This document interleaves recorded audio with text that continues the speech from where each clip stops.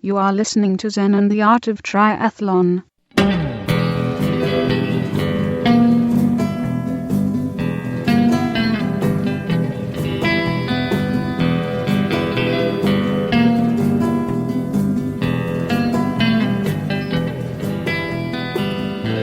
Well, hey there, all you triathlon studs and studettes. This is Coach Brett with another great episode of Zen and the Art of Triathlon. Hey, on this show, we have a whole bunch of cool stuff. First off, we're going to start with an interview with Bill Porter from Suunto, all about the Suunto Ambit3 that's coming out. It's a Bluetooth watch. It does everything. And I'm using the Suunto Ambit2, and I thought it did everything. Then the Ambit3 is coming out, and this thing just knocks it out of the park. It's so cool. So we're going to have a phone interview with him describing how the Ambit works and what's coming and all the details about it. And then I answer some email questions, and we're going to go over the differences between dextrose, sucrose, fructose, how they work, and then also how much you should stretch and if you should do it before and after your workouts, and then also how to become a better runner. We have an email question from Amy K. It's asking, hey, she's got the swim and the bike down, but what do you do to become a better runner? That was my situation as well, and I eventually rounded out my running to be as good as my swim and my bike, and I'm going to tell you how I did it and some ideas on how you might do it as well. And then after that, we have the training log for like 2 hours of audio combined. I take you with me training at the Ironman level, half Ironman and Ironman level, and tell you how I do it, what I eat, how hard I go, how I do everything. It's just super, super detailed, and people love that kind of stuff. So you get to be my training buddy for a couple of hours. I get to go out with you on your bike ride and on your runs, and it's good stuff. So let's go ahead and get started with the interview with Bill Porter. Let's call him up on the phone. Bill, where are you at? There you are. Let's go. Hello again. Hey, I think it's working. Yeah, sounds like it is. I'm always impressed when technology actually works. Well, it's funny. My daughter was over in China, and we could not text her or anything else. Uh-huh. And no Facebook, no email, but we could go FaceTime her. Like nobody's business. And I go, this is when it's growing up. This is the future. You're going to be making phone calls, looking at somebody on a screen. Yeah, that's crazy.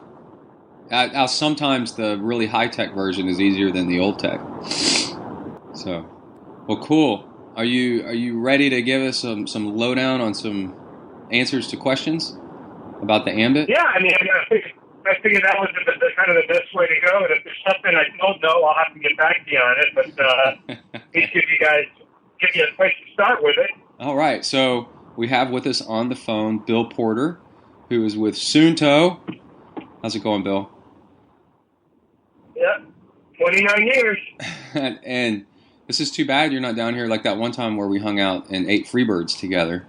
And then you were showing me the watch and all that cool stuff. That was a good time. That was. Oh, and then I got to see the famous Freebirds. Yeah, and then remember the time I stayed at your house for nationals and your cat was trying to attack me? Yeah. That cat ran me into a corner, man. I was like, holy cow. So. Well, my favorite time is I actually got to have a nice dinner with your wife Emily and her friends. Oh, that was special. Yeah, that was good. All right, let me dig up questions. So Bill went to, what was it? It's called the Outdoor Retailer Expo, or what is it called in Salt Lake City? It's the Outdoor Retailer Show. It's the largest trade show. It's not consumers aren't allowed to come in, but it's the largest trade show for backpacking, trail running, kayaking, paddleboarding, just all the fun sports you can possibly imagine. I know if I went twice a year, it's all like if I went to that, I'd max out my credit card in about 20 minutes. It sounds so awesome. Let's see. So what I did is I sent Bill some questions, and let's see. The first one that I sent you was, okay, the Ambit3 is, it seems to me, a huge part of it is the app to go along with it on the iPhone. Correct. It looked like it was like so much integrated that it was really kind of mind-blowing. It did some really cool stuff. And a question I had, it seemed like that it could do live tracking, and maybe that's like coming, and it's just kind of hard to tell. Did you get any word on whether or not it was people were going to be able to follow an Ambit3 user out in the field? Yeah, your friend Marcus was there, so I got to speak with him about it. Uh-huh. And that's upcoming. That will be coming. Like everything else, and I have a lot more sympathy now for technology designers. Nothing stands still, and so sometimes if you wait to get everything you want in it, you'll never reach that point because the technology will move along or something else will come along. So that is being discussed, and probably there's a chance of seeing that somewhere after the first of the year. Oh, cool.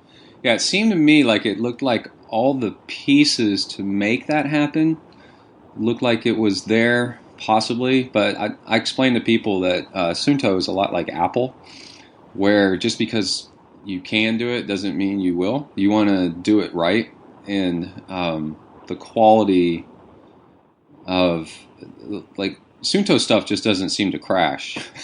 Well, we won't say never crash, but we try really hard. Yeah, and so if it's buggy or it hasn't really been worked out yet, they hold off until it works really, really well. And anyway, so okay, that's a cool answer. All right, will it still upload automatically to Strava? I'm gonna guess yes, because that's really cool. Yes. Okay. And you can do it go through the iPhone now, too, so you don't have to get back to your laptop. Oh, okay. So straight from the phone, I can upload. So, well, does it do the thing where, let's say you get back to your house, yeah, and you just you stop the workout on the watch, and then it transfers the workout to the phone, and then the phone to the internet? Yeah, the phone will send it to Moose Count, and from Moose Count it'll go to wherever you need it to go. Okay. All right. And then how long does it take to transmit the swim data from the heart rate strap to the watch? And why I'm asking that is it's got this it seems to have a memory chip in the heart rate strap that while you're swimming, it's recording data, and then any kind of digital transmission doesn't like to go through water, so you wait until you're like standing at the end of a set, and then it'll burst mode the data of your heart rate to the watch for your watch to record. So did you find out, like, is it like 10 seconds for an interval where you need to wait between intervals for it to catch up, or how long? Well, first of all, something I found out, just as kind of one of those things that'll come out, it's important that anybody that uses the strap, because it's basically a similar to what we used to call a memory strap, mm-hmm. You still need the watch to turn the belt on and off. So if you just go to the pool one day and don't bring your watch, and you just hop in and expect the belt to record information, it won't. It needs you to activate it on the watch, and then you can leave your watch in your locker or your bag or whatever. Oh. Or you can wear it. Yeah, but I would you need to turn it on and off with a watch. Okay. And it's like it's going to depend how long your intervals are, how long your workout is. When I talked to Marcus again, I mean, if even feasible that if you swim a lap and then you put your hand, if you stop for a second and the belt's above water and your wrist is above water, it'll take about 2 seconds for that lap to transfer into the watch. Oh, okay. And so you're probably talking, depending, it's a really long workout. It may take a few minutes, but generally you're talking seconds. Okay. Cool. Yeah. So this is the. Are y'all the only watch that does that? This burst mode where it transmits to the watch from the heart rate strap? The only one I know of. That's really cool. Takes care of a big problem. Now we got heart rate on the swim. It's cool. Well, all right. I think it's kind of cool too, because we're always talking about, running, listening to your body as opposed to the technology. And this is actually going to be able to get, you can wear the belt, but leave the watch, go for your workout, your ride, your swim, your bike, leave the watch back home or throw it in your pack or something, and then, you can get done and you can actually see how you feel as opposed to what actually your body was doing. Yeah, you can do an interval and swim what you think is pretty hard, and then look at the heart rate graph afterwards, the numbers, and then say, "Oh, I wasn't going as hard as I thought I was." That's pretty interesting. Yeah. And then, as a coach, I can look at people's heart rate on the swim after the race and say, "You went way too hard on the swim, or you could have gone a little bit harder on the swim." So now I'm guessing, right? I'm just kind of eyeballing it and going, "Well, I don't know. It looks like you were going kind of fast, but it's hard to tell." Okay. Let's see. I had another one I had was with the cable. Will the old Suunto cable, like from an Ambit3, work with the new watch? Yes. Cool. Because I like to have a cable at home and at work and in my car and at Freebirds. But that would just be for charging, right? Because we can just upload right off the watch to the internet or off the phone. Right. Yeah. Right. I mean, it's always the case that there may be. I'm thinking, I'm not speaking the definitive, but if there's some updates or anything else, doing that through the cable may be a little bit faster than trying to do it through the phone. Yeah, it should be. Yeah, the cable's basically for charging now. Yeah, that's great. Okay, and I have another question about the heart rate strap. What are y'all going to suggest people do? Like, if you push off the wall, a heart rate strap slips down on people a lot. Are there any tricks to keep it on? Like, I was thinking I would even put on a piece of duct tape. That having the heart rate data is worth it. So, is there? That's one I don't have an answer for yet. Yeah.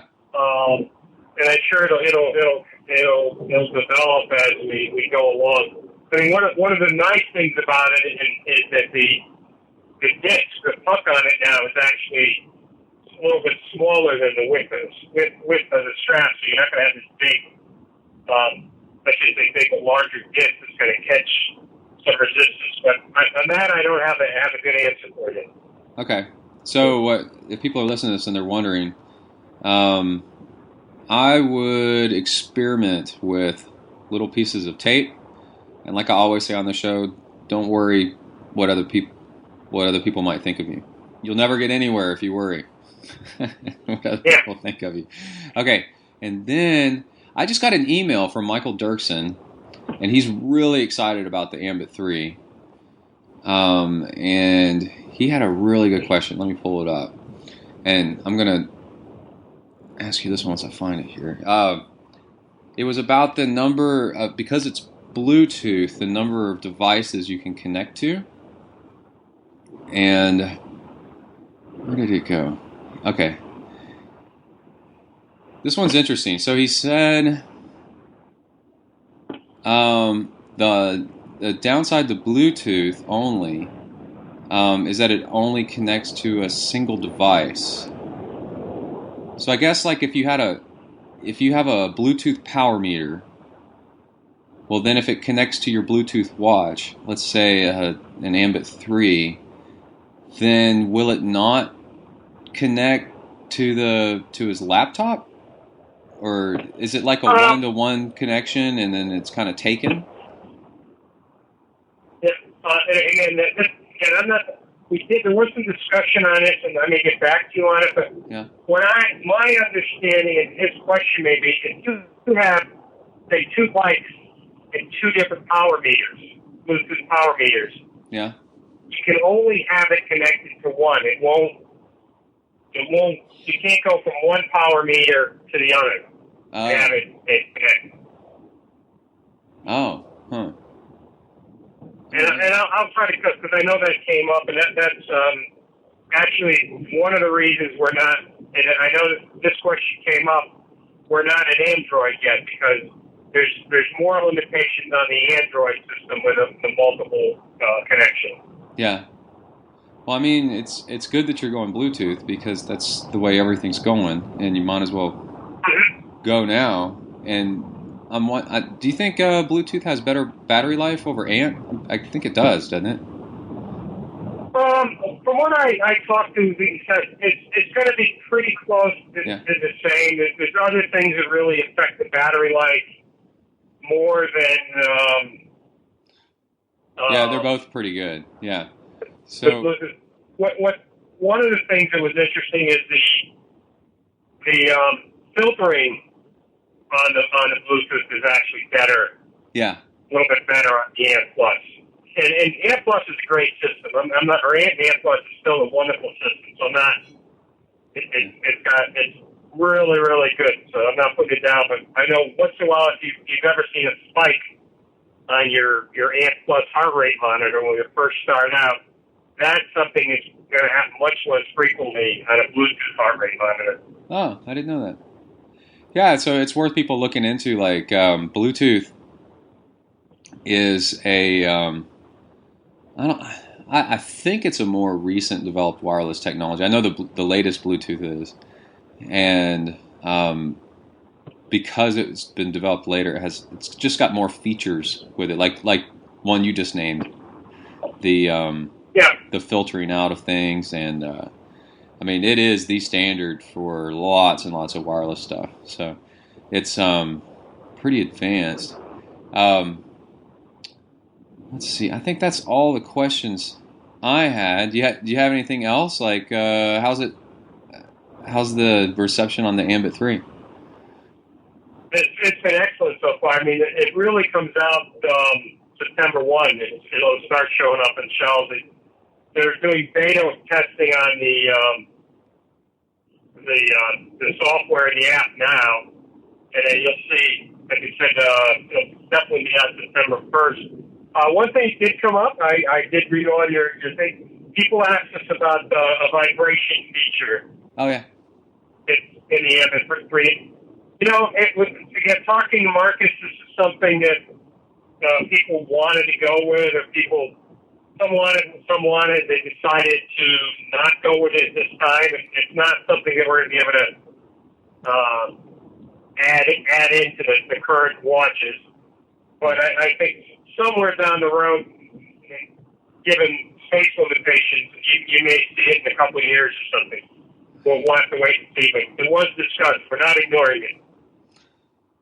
Yeah, vibrate would be really, really cool. I've never had a device with vibrate on it, and I think in my mind, in my imagination, it sounds great.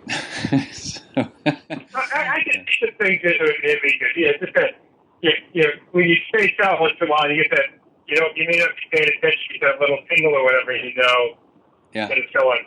I guess some of the things to talk about, too, is the fact that you're going to be able to receive up to 3 lines of text. Yeah. You are going to be able to get push messages, and you are going to get phone notifications. Oh, yeah, we got to talk about that. That is super cool. So yeah, so that's going to be... It's interesting. It's kind of like just enough smartwatch right now until things settle down, right? So Right. It'll display messages. People, until like Apple like hits the market with a smartwatch, people don't even know which way this thing's right? Consumers don't know, and a lot of companies don't know what's going to sell in a smartwatch. People are guessing a lot right now on what'll work. And what definitely works is alerts that you've got a text message or anything that pops up on your phone screen that's an alert will pop up on the Ambit, which is really cool. Yeah, it's interesting. We were involved about 12 years ago in the Microsoft Spot technology, which was actually, in a lot of ways, it was the original smartwatch. And basically what they were using band frequency off of radio stations to send messages to your watch. And it had some kind of neat features, but at the time the consumer said, I can get all this off my phone. Why do I want this? Yeah. And why do I want to work off this tiny little screen?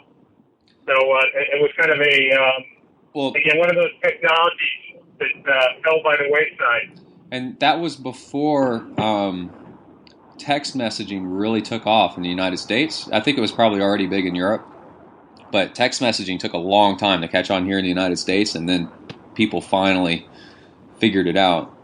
And I think teenagers figured it out and started using it.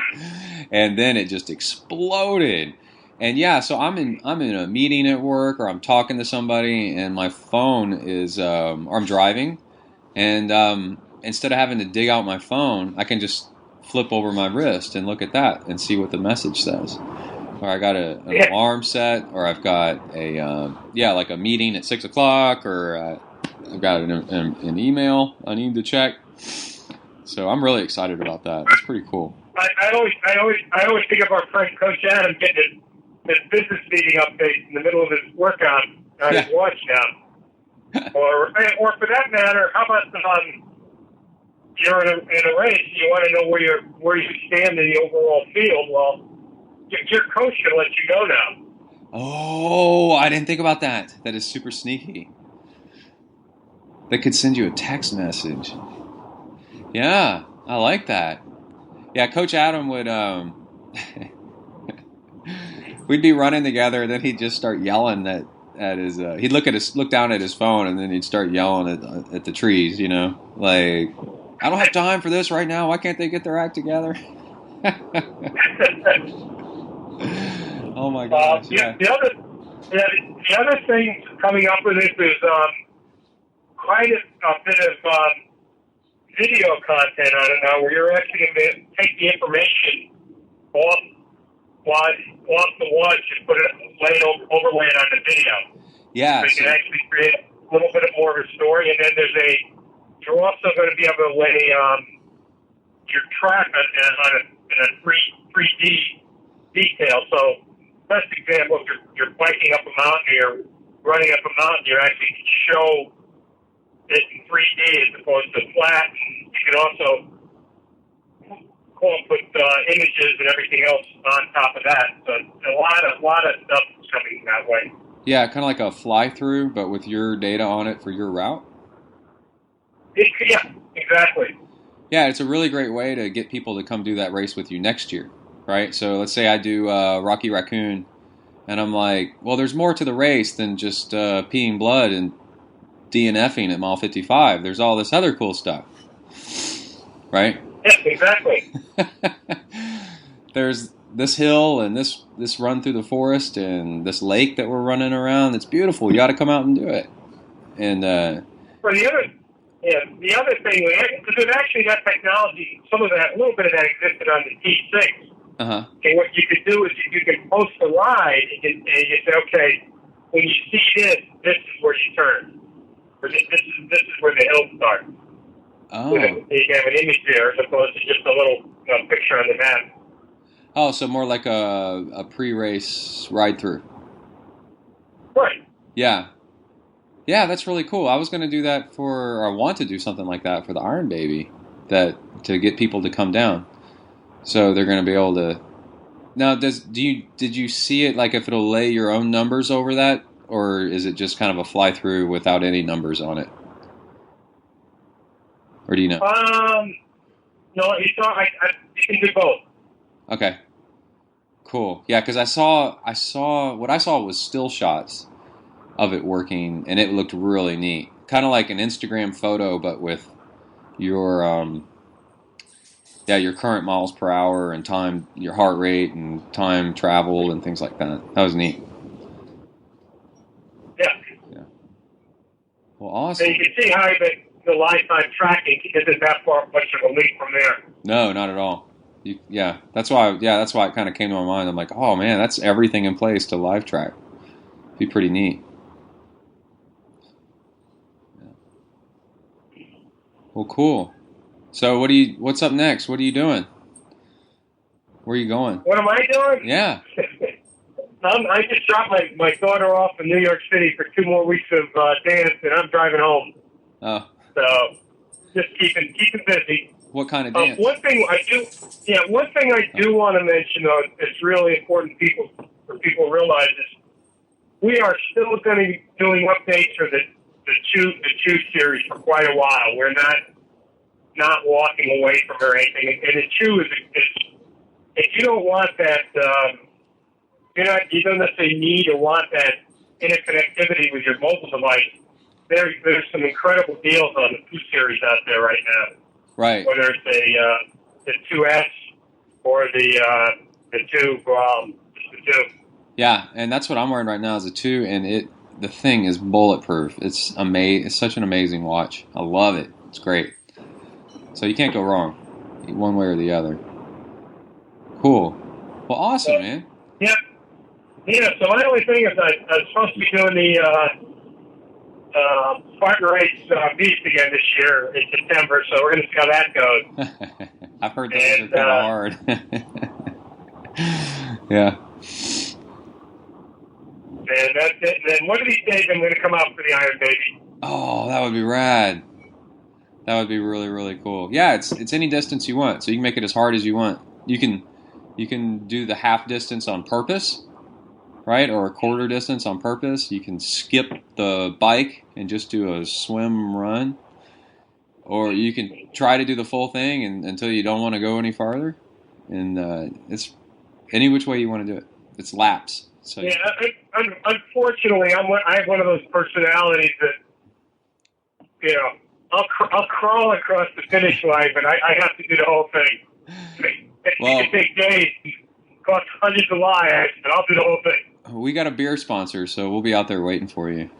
All right, well, who's the beer sponsor? Across the street from me lives a guy that he started up his own microbrew company, and it's really, really good. It's still really small and local, but he's going, for the past 2 years, he's put a pony keg out there for us. So wow, yeah, it's really good. It's a good time out there having a keg party out in our front yard with people running an Ironman. And then we order pizza and have it delivered to the house, and the pizza guy is always like, "What in the world is going on here?" We're like, "Wait, you want some beer? You hang out, man. This is good times." Yeah. I thought we were all over this carbo loading thing. No, it's carbo recovery. Yep. Yeah. So hey, when's SOS? I'm not doing it this year. I know it's the beginning of September. So. No, for some reason I thought you were going to come out again for it. It's a little bit too much traveling for right now with our budget. So we're trying we got to get Kai a new bike for road triathlon stuff. He outgrew his bike. His knee started hitting the handlebars, and we're like, well, I guess we got to get you a new bike. So we got to save up for that. So it's going to be a little while. So I'm going to race local down here. I'm doing Austin 70.3. I saw that. Yeah, and then that'll be a big race for me. And then just a couple weeks later, do the Iron Baby. So I'm using the Austin race to train for the Iron Baby. Wow, that's great. Oh, thanks. It'll be fun. I'm impressed. I remember when I started listening to you, I don't know how many years ago. Yeah. And it's been a great journey. Oh, thanks, man. Yeah. It's good stuff. If you take it slowly, it just grows over time, you know. It's not too much. So...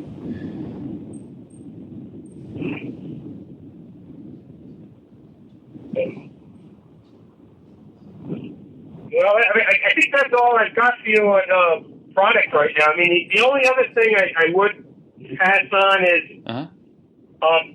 between the two, the Peak and the Free Sport. If you're going to do an Ironman, invest in the Peak because it's got twice the battery life. Yeah. But if you're doing shorter races, the two, or not the two, the Free Sport works just fine too. Which one? The blue one is really pretty. Have you seen the blue one? Yeah, unfortunately, that's the Sport. Oh man, I like that blue one. That's cool. That's a real common blue that's in race cars. I like that. As far as the color goes, it just came out beautiful colors. The other note I'll put in there is where the 3 only does Bluetooth. We decided we were going to commit totally to the new technology and not try to do both. Yeah. So unfortunately, if you have a 2 now and you have a ANT or ANT plus belt, that belt is not going to cross over to the 3. Yeah. There's not enough room in the watch to do both chipsets. So. And leave development room down the road. Yeah, and for people that have to do both, I know that there's a heart rate strap, and there's some other companies that do similar. I think it's V and then 4 eyes or something like that. It's a heart rate strap that'll take incoming ANT. Like, say you don't want to upgrade you can't upgrade your power meter to Bluetooth yet. You can wear this heart rate strap, and it'll take incoming ANT from anything and retransmit it as Bluetooth, and then your watch can pick up Bluetooth. That's actually a really smart solution. So I saw that. I agree. Yeah, I was kind of thinking about doing that if I needed to. Like, say it's going to be a while to upgrade my power tap or something.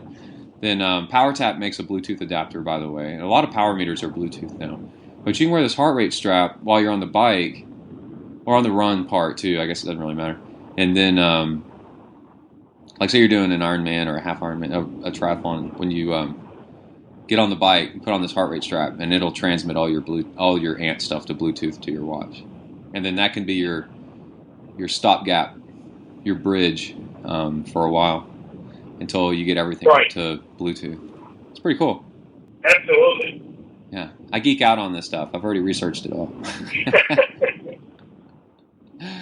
Yeah, the power tap, you can unscrew the cap on it and then put a Bluetooth one on there instead. It's pretty neat. And then you got a Bluetooth power tap. Yes. Well, awesome. Well, thanks, Bill. Thanks for calling in, and I'll talk to you more soon. All right?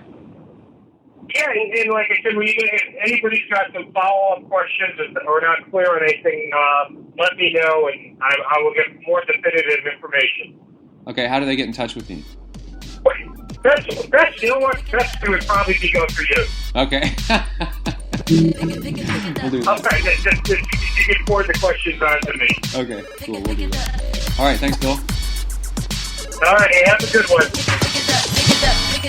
All right, I'm back. Oh man, I love this time jumping stuff. It's now a few days later. I'm in my living room. Emily has taken Kai and his best friend out to go grab some grub. I think it's Subway or something. It's going to give me a few minutes to record some good stuff here. I went on a great bike ride this morning. Good numbers, and I am happy, man. So let's cover some news, some triathlon news, before we get to answering the emails. The news is brought to you by CompeteHub.com, and we'll talk more about them on the backside. All right, let's see. There was an incident where the British Border Patrol, they call it something else over there besides Border Patrol, but the British Border Patrol stopped a guy trying to swim the English Channel. It was an Australian guy that's about 41 years old that is doing, it's something from the UK to Paris, some kind of big thing that people try to do, and it includes a swim across the English Channel. I don't know if he registered with the English Channel swimming officials of some sort, and if he didn't, then I'm all for that. I love this this rogue stuff where you just do it anyway, and as long as it's safe. And people on shore called up the Border Patrol saying that it looked like somebody was trying to swim ashore and illegally immigrate, and the Border Patrol only stopped him for a few minutes and then let him keep on going. And let's see, that's a 21-mile swim. And apparently he's trying to break the record, I think, for the London to Paris. I forgot where the starting point is.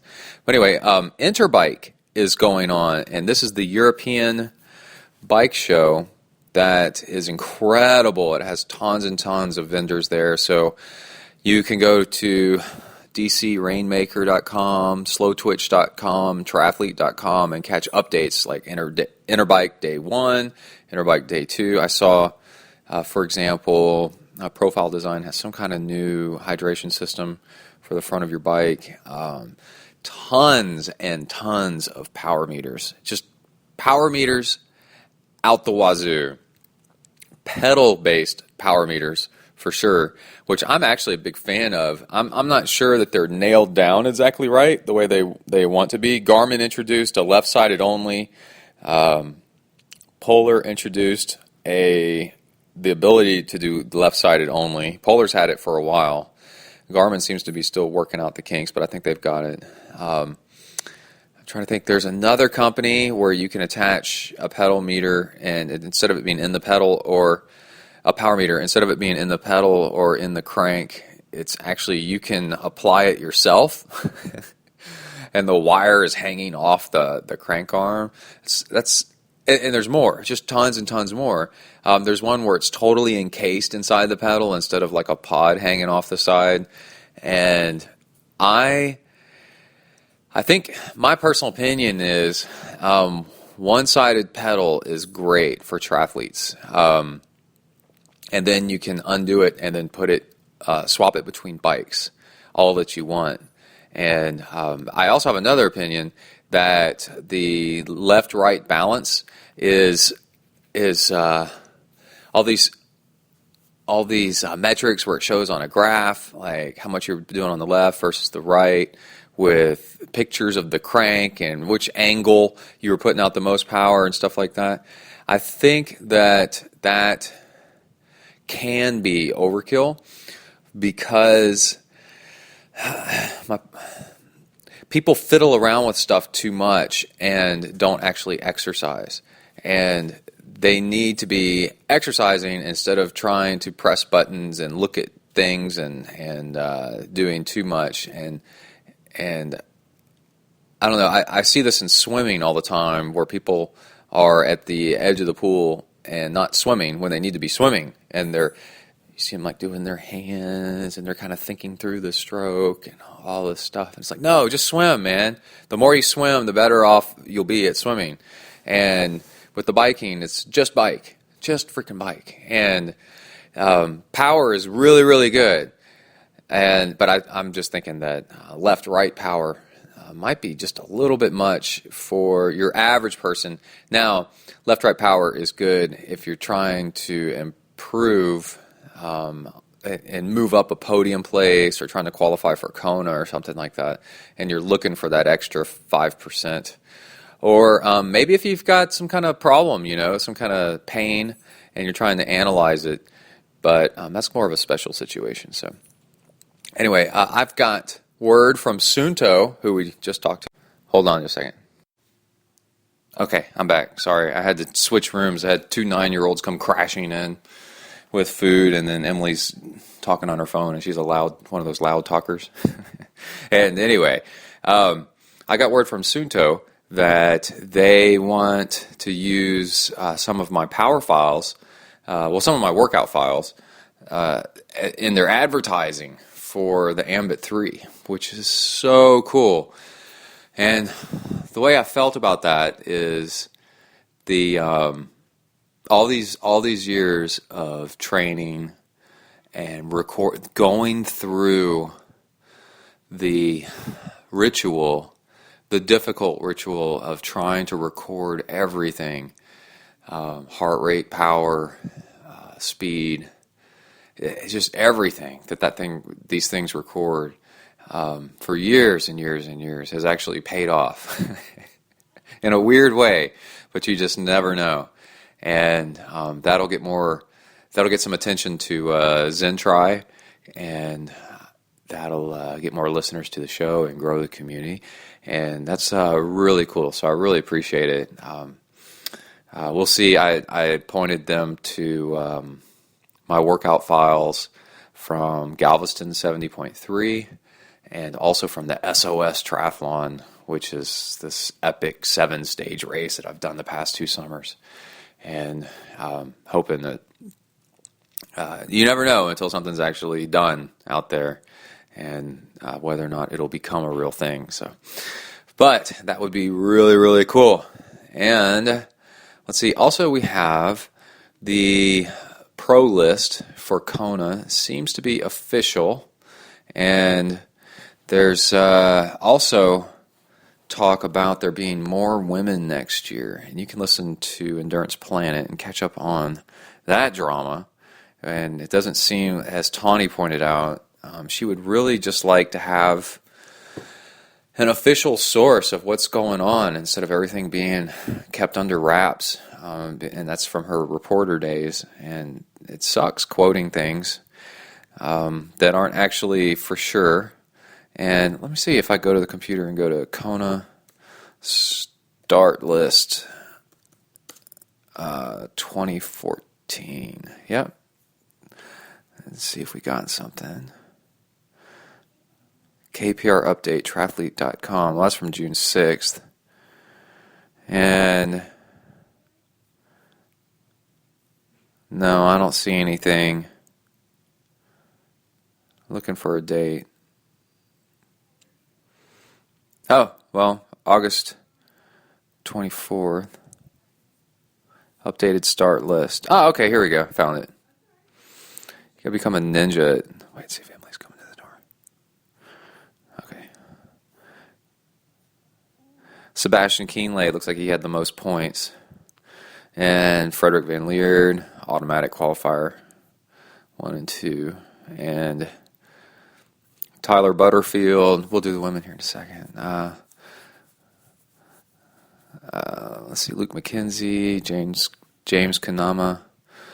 I finally learned how to say his name correctly. Jan Frodeno. My pick to win is Jan Frodeno. And I think Terenzo Bozzone is freaking lethal. And he might win it too. Or I put Terenzo Bozzone somewhere on the podium.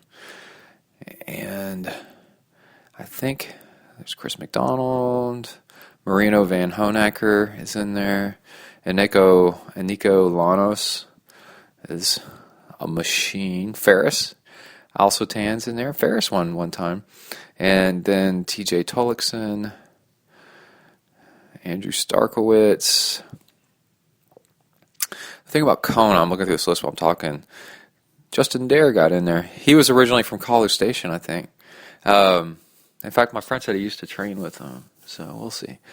Craig Alexander's in there, Tim Reed's in there, and Pete Jacobs is in there. What's up, Pete? I'd like to do an interview with him sometime. It'd be great. And let's see. The thing about Kona, it's actually not that hilly. It's just hot and humid, which the bigger people have trouble with. So you're talking like Andrew Starkowitz, for example. And on the women's side, Jody Swallow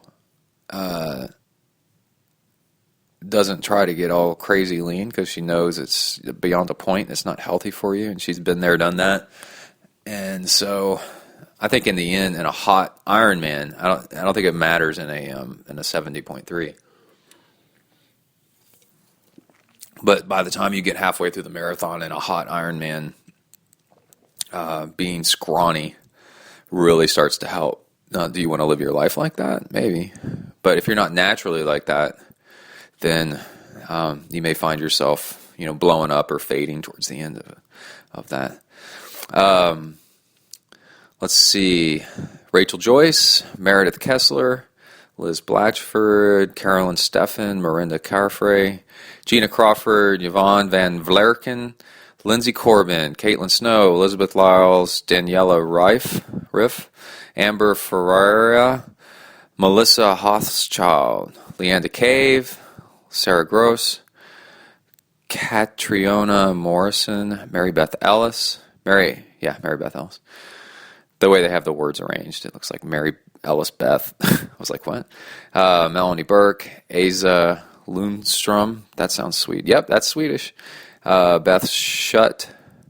Michelle Vesterby, Kristen Moeller, Lucy Gossage, Amanda Stevens, Jody Swallow, Sophie Goss, Natasha Bodman, who is a super duper badass, Julia Gazer, Lisa Roberts, Corinne, I'm not sure how you say Corinne, maybe, Abraham, Simone Brandley, Jackie Arndt, Kimberly Schwabenbauer, Bree Wee with the funnest name in triathlon, and Jesse Donovan, Heather Wortley, Kelly Williamson from Austin.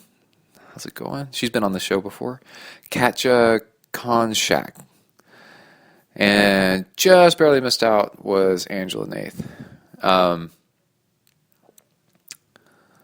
Let's see. Dirk Bockel. Why is his name in bold? That doesn't make sense. But anyway, Dirk Bockel on the guy side. I'm looking for any more guys. Ben Hoffman's in there. Anyway, I'm at firstoffthebike.com. They have a good Kona start list for you to check out. All right. That was brought to you by CompeteHub.com. And let's go over to CompeteHub.com. Bam, here I am. And let's see. All your triathlons, all your friends, all in one place. For instance, try Ironman California. They've got Ironman Hawaii here as their demo. And it says 18 weeks away, October 11th, 2014. It says the location, a link to the website, members competing, and you can add it to your wish list or I'm participating. Course expectations. Oh, this is so cool. Better preparation with important race day information. Average water temperature, 79 degrees. Average air temperature, high 83, low 81. Wow, that's not really all that hot, but that humidity gets you. The bike course is closed to traffic. Water type is a bay. That's pretty cool. And then it's got a hill profile where I think you can drag your mouse around on it, yeah. Start elevation, max elevation, gain. Oh, it's only 1,100 feet of elevation gain over an entire Ironman. That's not too bad. Let's do, let's say Alcatraz. Let's type in Alcatraz. Let's see what it does. I should have done this before I no, nothing for Alcatraz. Let's do, I got it. Let's do 70.3. 70.3 and yeah, here we go. Oh, there again. Ironman 70.3 Muskoka. 1 week away. Let's check out that one. Oh, Lanzarote. Wait, I'm on Muskoka. They've got a course map and a bike elevation profile. Boy, that's a little roller coaster, isn't it? No big climbs, but it's just, wow, that's pretty cool. Muskogee, Ontario, Canada.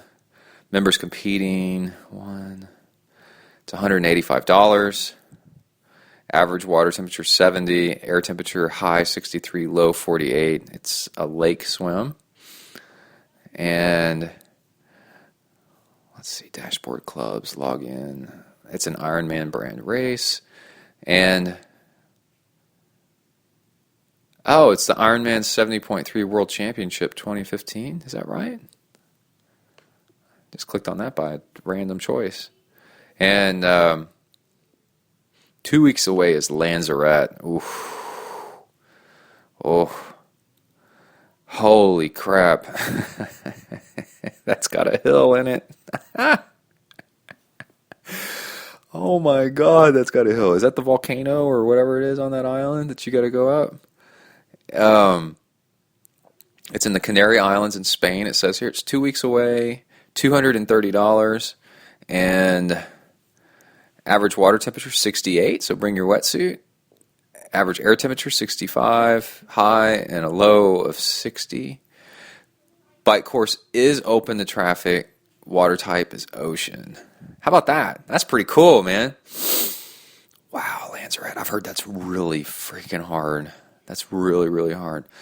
Anyway, so that's CompeteHub.com. The more people that use it, the better it gets, so get on there. All right, let's go over to, let's see.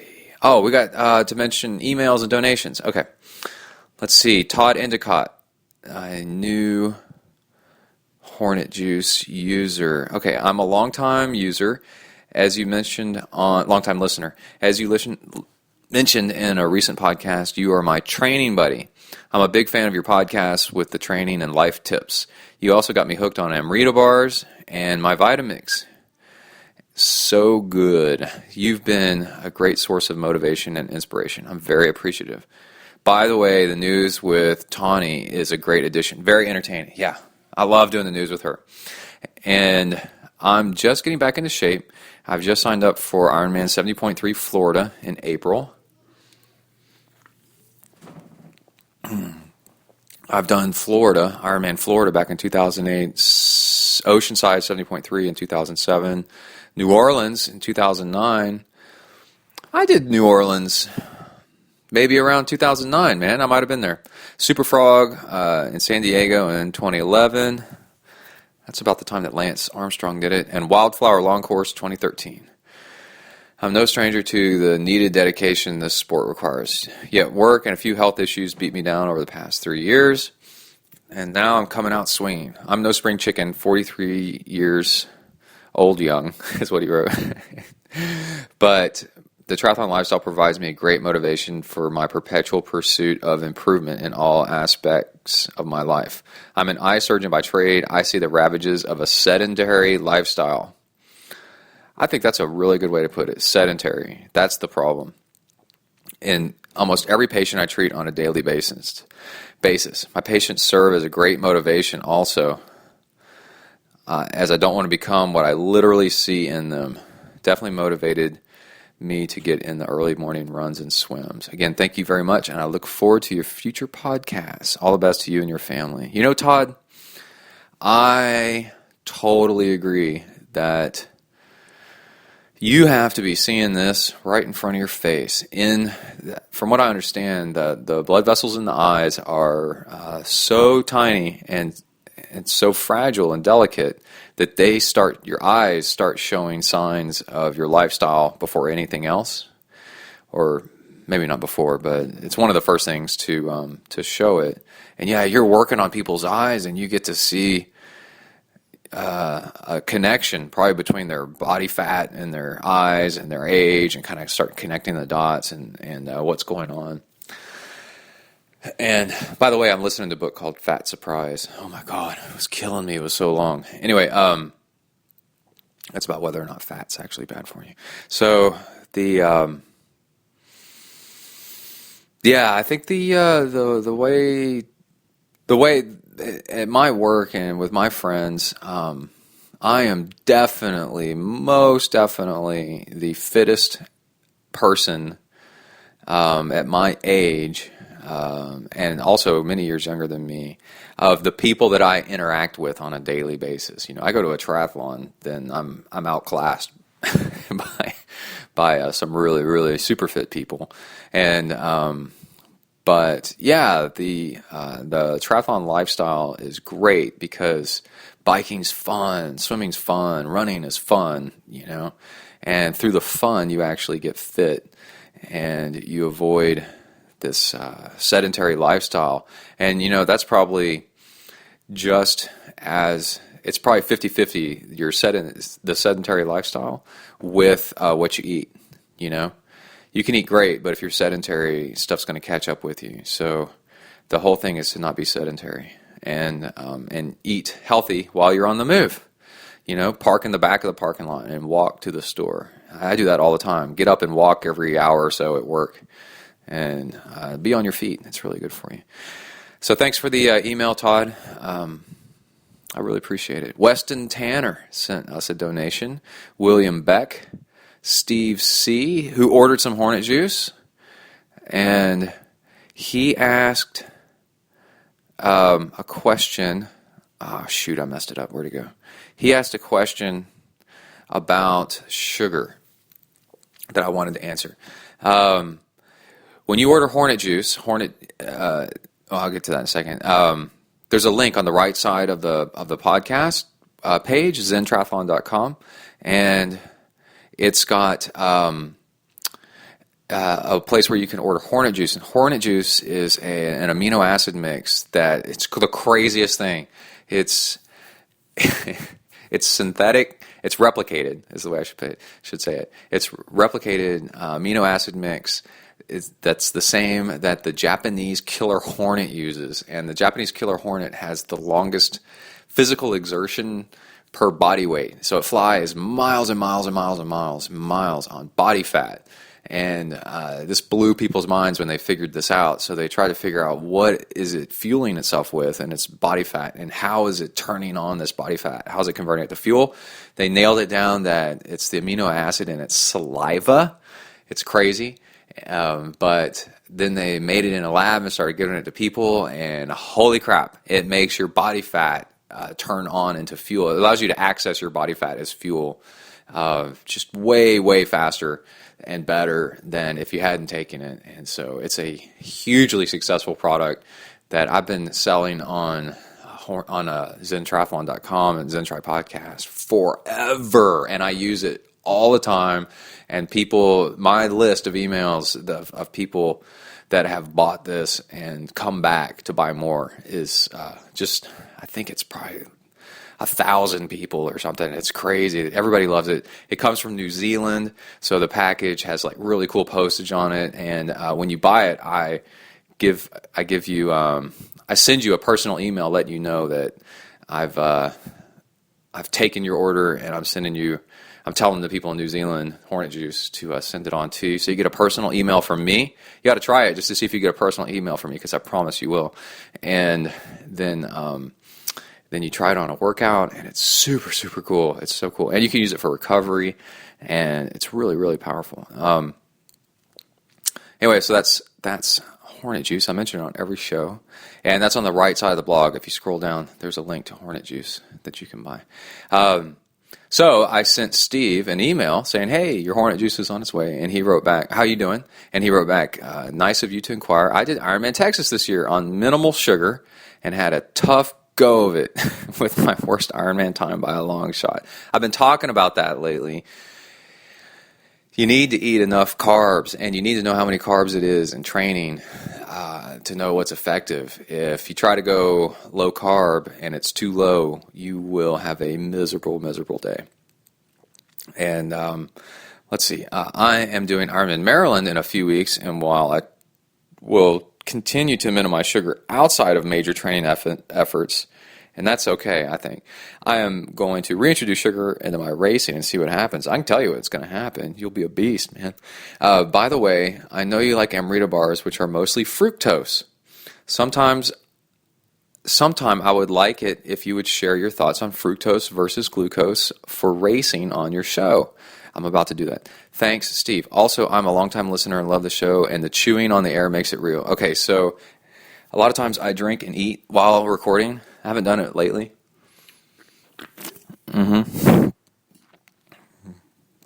Because it's, I usually do it because as a triathlete, you're always eating, and this is a podcast about the triathlon lifestyle.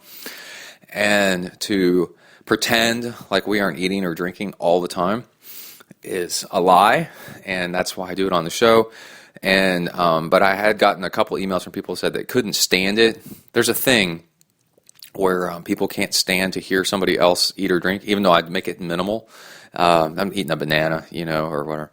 And so these people tried to shame me into not doing it anymore, but I got this email from Steve who said, do it. And all right, I'll start doing it more again. I guess it's 50-50. A lot of people just don't even care. It's real. This podcast is real triathlon. Anyway, so I'm pretty familiar with glucose, fructose, dextrose, maltodextrin. I've missed like 6 of them. There's all these OSes.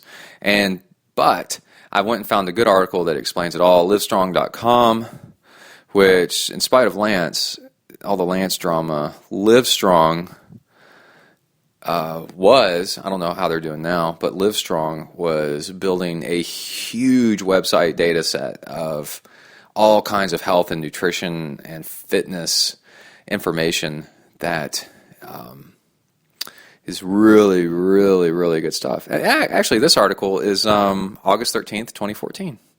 So let me read it to you. Sugar may seem straightforward topic requiring little explanation, yet all sugars are not quite the same. Dextrose and sucrose do share a lot in common, including their ability to give you a quick shot of energy. And I'm also going to tell you what I know about it on top of the article. But they're also different in some important ways. Sucrose tastes sweeter than dextrose. That's because sucrose has fructose in it, and which may influence the amount used when it's added to foods. The two types also do not have the same effect on your blood sugar.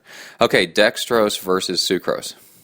Plants produce dextrose and sucrose, but each sugar has a different structure. Dextrose is identical to glucose, or blood sugar. It consists of just one molecule of sugar, which makes it a type of carbohydrate called a simple sugar. Plants store dextrose as starch. So it's easily extracted from cornstarch to create a sweetener. Okay. So let me tell you what's going on here. Dextrose is starch. It is, even though it's starch, it is the exact same. It's stored as starch. It's the exact same thing as blood sugar, right? So that's why starch hits you like a sugar bomb. It's fantastic. It gives you energy. It's super simple. It exactly matches what your blood needs to give you energy, and that's dextrose. That's what that is. Okay, and that's different than sugar. Oh, so if you take a gel and or any kind of fuel and it's got maltodextrin, that's what it is. It's dextrose. So that's your basically. It's glucose, right? So when you have your blood glucose level, so dextrose is identical to glucose or blood sugar. It's the exact same thing. It's just created by a plant and stored as a starch. Okay, then it's just one molecule of sugar, makes it easy to digest. Okay, comes from a plant, so it's extracted cornstarch. Right, cornstarch is a common one, like I said. Cornstarch, maltodextrin comes from cornstarch. Okay, sucrose is a simple sugar, but it's made from one molecule of glucose, right? So it's kind of like dextrose, connected to one molecule of fructose, right? Fructose is actually what's super, super sweet, and the FRU in fructose is the same FRU in fruit. Sucrose is better known as table sugar, which is extracted from cane sugar and sugar beets, right? You'd be surprised, but these beets called sugar beets, I think, produce more sugar that people eat than even sugar cane. Anyway, so sucrose is really glucose and fructose combined together. And it's still pretty fast acting, but not quite as fast. But it's still pretty fast. Not quite as fast because your body has to break it apart just a little bit. Sucrose and dextrose both serve one important role in the body. They provide the body's favorite source of energy. They're simple sugars. They're digested quickly for rapid energy. Dextrose is ready to be absorbed into your system, but digestive enzymes must break sucrose, like I said, because it's a fructose and a dextrose together, or glucose, I mean. Sucrose is fructose and glucose. I wonder if su is Latin for two or something like that. Apart into single molecules. Then the molecules of glucose pass from the small intestine to your bloodstream, where they go to the cells for energy. The fructose goes to your liver for further metabolism. Okay. So the problem with, you were asking about amaretto bars and fructose. The problem with fructose is, and it depends on the person, because it isn't immediately absorbed like the other stuff. Because like they said, it has to go to your liver. Then it can give people upset stomach because it's not being digested fast enough, and bacteria and whatever in your gut are like going, hey, it's a party in here, let's make some gas. Right? And so what you do is, well, the other thing that people have figured out is you have multiple channels of fuel absorption that your body can use at the same time and parallel to each other. So what you want to do, if you notice a gel or any kind of fuel has multiple sugars in it, it'll have maltodextrin, and remember that's the plant starch. It's similar to your blood glucose. It'll have fructose in there, as in like fruit juice added and as a sweetener. It'll have some fat. So amaretto bars have a little bit of fat in them. They have 20% fat, I think. Which is another fuel channel for you to absorb stuff. And then what that does, because you're absorbing by multiple channels, it allows you to absorb more calories at the same time without upsetting your stomach. So what you would do, if an amaretto bar is mostly fructose and a little bit of fat, well, there's your fructose and fat. Well, then you could add to it. You would add to it with starch, with maltodextrin, for example, which you can buy in bulk. And there's a fuel right there. So that complements the amaretto bar. It's something else, another type of fuel, right? I know that one of my liquid fuels I like to make is maltodextrin powder with honey. And the reason I do that is maltodextrin is the starch that's mostly glucose. Your body absorbs it pretty good. Honey is 50-50 glucose and fructose. So it's basically sucrose. I hope you're writing all this down. But the thing is, to remember is you want a variety of different oses, of different sugars, and know which ones are actually really the same thing. And so again, gosh, this is tough. Maltodextrin is starch, and it's basically it's starch glucose. Okay. Sucrose is table sugar, and it is glucose and fructose combined together. Honey is fructose and glucose, just like table sugar. And it's fructose that makes things sweet. It bonds with the receptors on your tongue. They go, ooh, that's sweet, eat more of that. And then you have multiple channels in your body to absorb the different stuff. So when something makes your stomach upset and something else works, look at the different combinations of those oses. And you are right. Like an amaretto bar, it's got so much fructose in it that it could make your stomach upset on a if you're eating it too fast and going too hard. And so then what you do is you eat a little bit less of it and complement it with something doesn't have fructose in it. Okay? All right. Wow, that was a tough one. I'm sweating. Okay. Probably from my hard bike ride this morning. Okay, let's go back to these questions. John Burns, Allison Frutos. Her name probably means fruit something in Spanish. And Jonathan Woodman and Amy K. All right, Amy K has this this email. Hi, I love your show. Been listening for a while. You've been along with me to my second 70.3, so thank you so much. Why doesn't the coaching link on your website work? I'll tell you why. You got to make people. I've learned that if I make people have to work harder to find me as a coach, then I end up with coaching clients that love being coached by me. And I've coached people that just kind of found out about me through a friend, and they're not really into ZenTri. They don't know anything about the podcast. They just heard I'm a triathlon coach. Those people become very difficult to coach because they won't do what you say, and they and the thing is with coaching, the whole point is you have to make people do what they don't really want to do, because if they wanted to be doing it, they would already be doing it, and they wouldn't need a coach. So you got to get people to do what you say, and they if they respect you and admire what you're doing, then they will do it. If they don't know you from Adam and they just signed up for coaching because it was really easy just to find some coach and whatever, then they don't know anything about your backstory and believe in you at what you're saying. Because a lot of times you're telling people to do stuff that is so counterintuitive to what they've been doing. They don't believe in what you're saying, to go easy, to get fast and things like that. And you don't need to go that hard.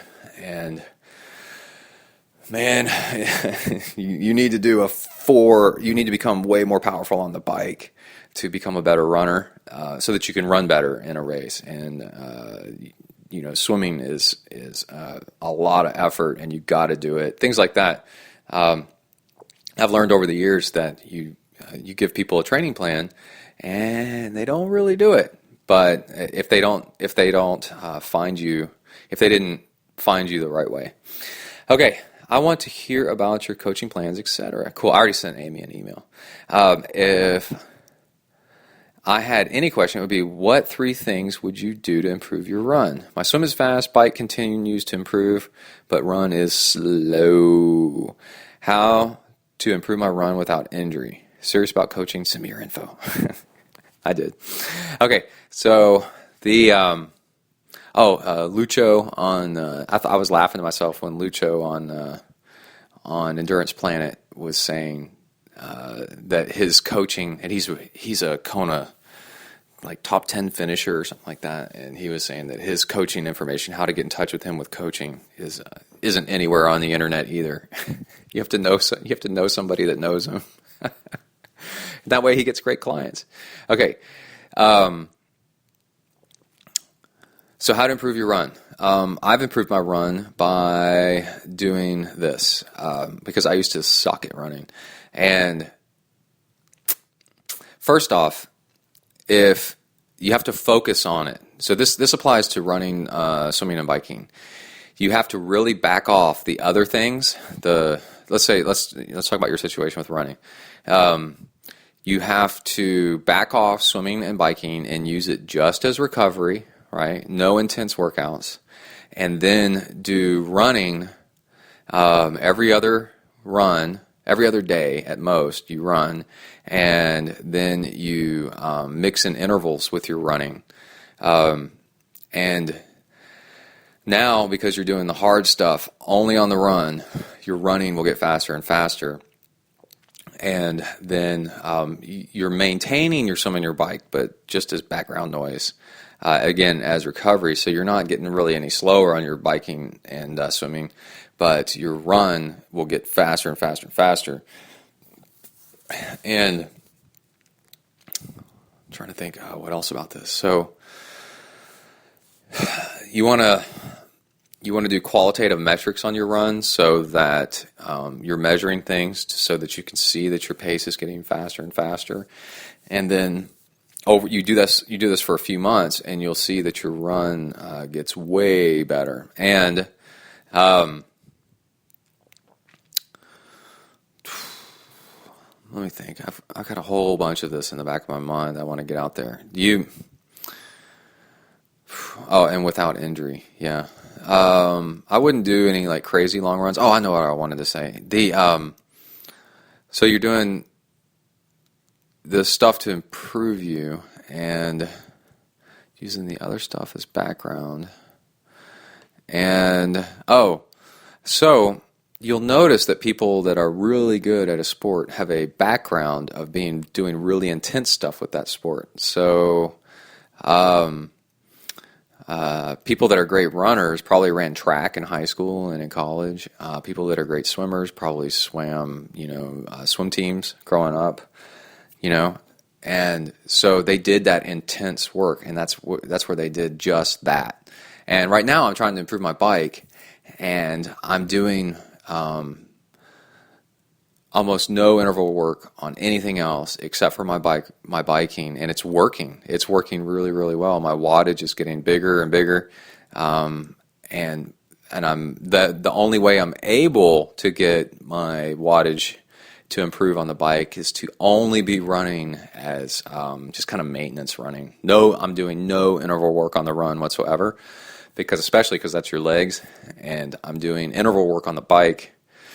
And then what happens is, like I was saying, these people that are really good at one of the sports, they have a background in doing it really hard and really fast. So they've built up the muscle strength and the intuitiveness on how to go fast and go strong. And then when they go back to mixing in their other sports, they never really, really lose it. So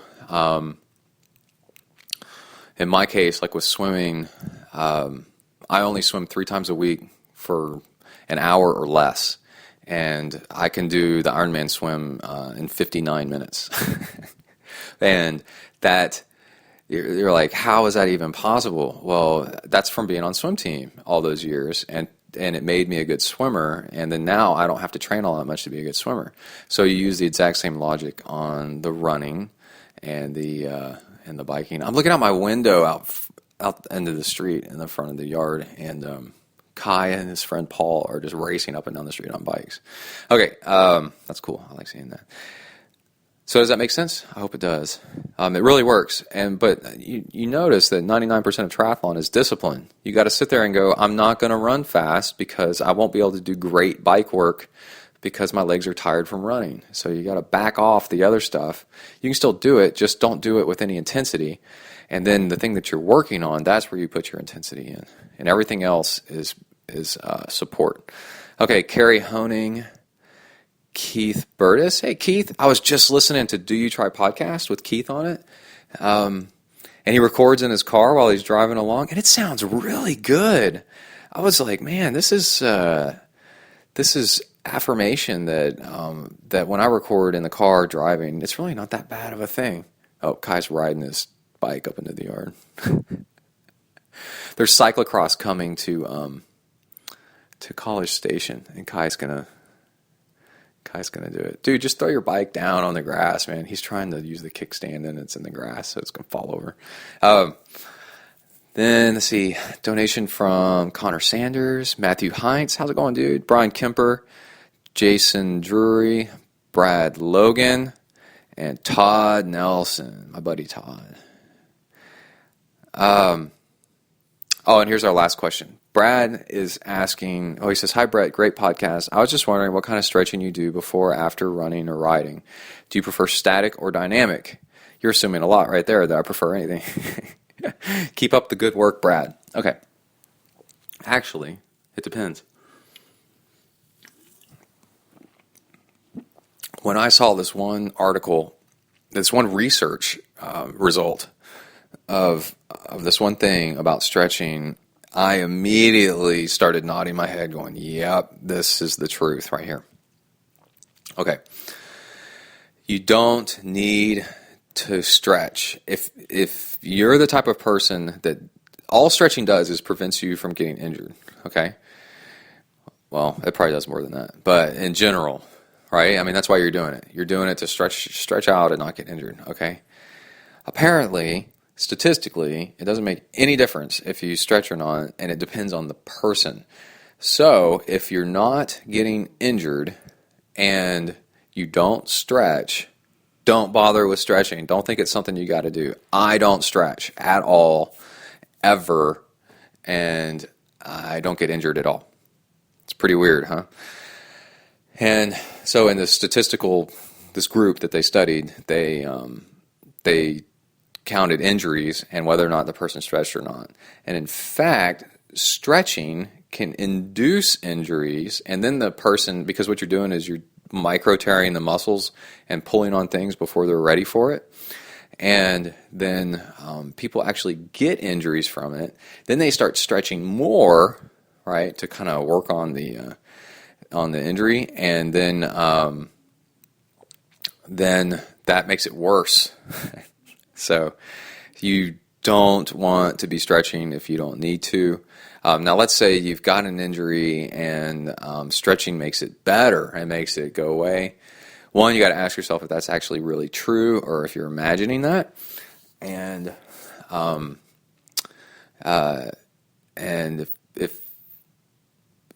if you know for sure that it's helping you, then I guess keep stretching. But just remember in the back of your mind that about this study that showed that stretching actually doesn't really help. Now, the kind of stretching, the one kind of stretching that is the least damaging. So if you do stretch, what you do is you do it after your workout. This sounds so foreign to me. You the whole stretching thing. You do it after you work out, and you do it not the bouncing way. Is that static? Yeah, I think that's probably static, right? Where you just kind of pull a little bit.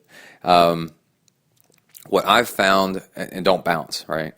Now, what I've found that actually really, really works really well, better than stretching for me, is to the first 10 to 20 minutes of your workout, don't do any hard efforts at all. In fact, go like really, really slow and easy. And you can tell when your body's warmed up, and then you can start pushing the pace. But it takes about 10 to 20 minutes. And that gets your muscles all loosened up and warmed up. It takes discipline, like I was saying before, to not push the pace, which is the hard thing. And what was the other thing? The 10 to 20 minutes is also, at the same time, it's really, really useful in determining how recovered you are and if you actually should be working out at all. So if you hop on the bike or start running or start swimming and you're feeling great in like 5 to 10 minutes and up to speed and feeling supercharged and ready to do intervals that fast, you're nicely recovered, okay? If you're 20 minutes in and you're still tired and thinking, man, why am I don't want to be on the bike right now, this sucks. And your body still hurts, and you're like your heart rate's low and your speed's low, your output, I'm trying to think, is that a dent on Emily's bike? Oh, she's gonna be pissed. Better not tell her. And your watts, all this stuff is just low. It's slow. It's not looking very good, and you're still 20 minutes into your workout. Then you ought to cash it in and not even work out. You ought to take a nap instead and take a rest day. So, double purpose right there. Okay. All right. I think that's it for the donations and emails. So, if you want to help support the show, then you can donate to Zen and the Art of Triathlon podcast by going to zentriathlon.com. On the left side, there is a link where you can donate. It's super easy. It's by PayPal. and I mention your name on the show, and you can do it one of two ways. They're both really easy. They're both right next to each other. You just do like the recurring donation, which ends up, it's like $3.95 a month, which is about $1 a show.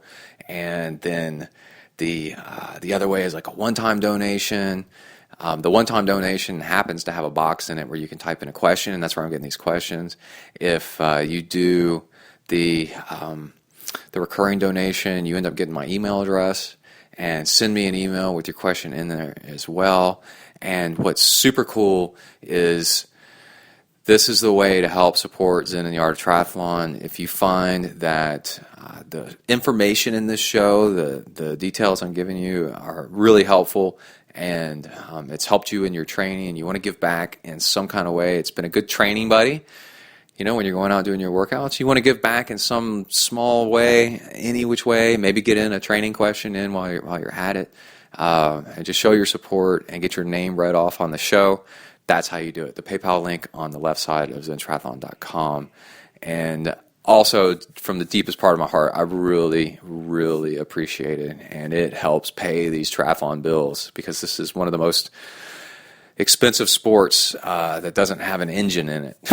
You're the engine, so at least you don't have to buy that. But the rest of it is, oh my gosh. So, and I've been doing this for this podcast. We're coming up on 8-9 years pretty soon. So I've been putting my heart and soul into this thing, so I really appreciate it. All right, let's move on to some other stuff. Hold on just a sec. All right, I'm back. Had to pause there for a second. Had to do some family stuff. All right, let's see. Let's wrap up this section and get into the training log here next. But while I was offline there for a second, I thought about Tailwind Nutrition, for example. We were talking earlier about glucose, sucrose, dextrose, all that stuff. And Tailwind Nutrition is a powder that you make a drink out of, and it's got really, really good reviews. A lot of people really like it. And for ultra running specifically, I think is where it got its start. But man, if you can digest it ultra running, then it's definitely digestible on the bike. So I was looking online, and there's a nutrition label online, and you can look at it. And basically it says dextrose and sucrose and sea salt. There's some potassium, magnesium in it, and then calcium, in parentheses, calcium bicarbonate. So what that actually is the dextrose is, like we talked about earlier, that's actually starch, remember? And the starch is probably, who knows exactly what they're using, but it's maltodextrin is dextrose. And then, so you could, I'm saying like if you wanted to make your own. And then it was sucrose, and it's like, okay, well, that's honey, right? And then you hear from people's comments that it's a really light flavor, so it's probably not that much honey. So again, it's maltodextrin powder, honey, and then it said salt, sea salt, which is nice, and then it had potassium and magnesium in it, which I really haven't figured out the best way to add that on your own if you're going to make it. But then calcium, in parentheses, as calcium bicarbonate. And I thought about that for a minute, and I thought, that's Tums, and that's why people love it, and it goes easy down on your stomach, because it's actually got a little bit of Tums in it. And so I looked it up, and Tums is calcium bicarbonate, and you can look up a Wikipedia entry how a guy invented it to help his wife who was having indigestion, and it was for 100 calories, it had 26 milligrams of calcium bicarbonate in it. So you look up Tums, and you come down to like half of a Tums pill is 25 milligrams of half of a Tums tablet is that amount of calcium bicarbonate. And so I got home, and I was reading this somewhere else, and then I got home and I was like, hey, Emily, do we have Tums? And she said, yeah, actually we got a ton of it. And then what you have to know, though, is that Tums comes in different strengths, because I started looking at the label on our Tums, and it was twice the calcium bicarbonate in it. milligrams. Instead of being 200 milligrams in a serving, and a serving is 2 tablets, it was 400 milligrams, right? No. Anyway, it's a crazy amount. I have to open it up again to go look at it. Anyway, and then I looked at the front of it, and it's Tums Ultra. Like, okay. So, anyway, I went for a bike ride this morning, and I used 2 scoops EFS per hour, 2 scoops maltodextrin per hour, and just a little bit of Tums in there, like a quarter of a pill of Tums for it was like almost a 3-hour bike ride. And what I did is I looked on the EFS, and there was no calcium bicarbonate in it. There was something else in there. But anyway, I was just playing around with the stuff. I'm not saying that's what you should do. But you could make your own fuel once you start to understand chemistry. And believe me, all I have is high school chemistry. And let's see, what else did I have? I had a little bit of college chemistry, but I didn't do very well in it. And but in high school, I had honors chemistry at private school. So at least I have faith in myself. There's nothing that you can't figure out nowadays without using a Google search and a little bit of patience in reading, and start trying to combine stuff together and figure out what's going on. Anyway, and read carefully and measure milligrams and measure things on a scale and such, so that you can get the right amounts. But anyway, I hope that helps people get some ideas of what you can do. Because if you make your own powder, if you make your own drink mix, you can save a ton of money. But sometimes it's worth it to buy it, and then you make sure that you're doing it right. And I would say, like, my favorite pre-made is EFS, and I haven't really tried Tailwind, but just looking at the ingredient label, what it's actually made of, I like that too. And actually, I think Tailwind is rated one of the best and also the cheapest because it's really simple stuff. Anyway, and then throwing an Amrita bar in there every once in a while for your fiber and some fat, and you are good to go. And then throw in a Hornet juice for some amino acids and protein in there. And holy cow, man, you got it all figured out. Okay, so that's it. Go visit amritahealthfoods.com. Check out Amrita bars, the coolest kit in triathlon. And also, I wanted to mention this. If you want something mentioned on the show, if you want to sponsor a show, it's $99 a month to get your advertisement on the show for every episode I make for a month. And we have, I'm trying to think, it's 2,000 downloads a day, all to endurance athletes and people that are interested in your product. And it's the longest running podcast, and the podcasts stay on the air for a decade. So it's really worth your time and your money. And I love doing it. I love helping out with other companies and trying to get their product out there so that people know about it. And that's actually really cheap. So $99 a month, get your product or your company or your anything mentioned on ZenTri in one of the commercials on this show. And it's really worth your time.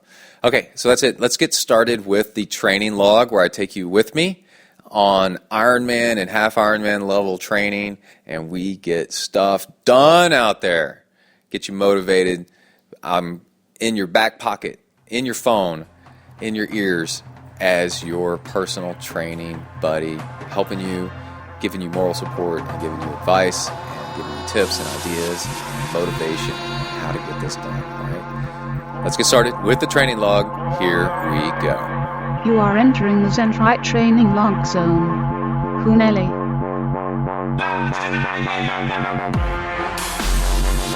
Hi everybody, my name's Brett. I'm a triathlete. Hi Brett. I decided it's time I got some friends more suited to my status. But Joe, we've been friends for years. Hey, we all make mistakes. Come on, dudes, let's go exercise! Exercise! Yeah! I'm gonna do sit-ups till I poop myself! Hey, welcome to a new training log. Start date, August 15th, getting in the Xterra, leaving the pool. All right, listen, people.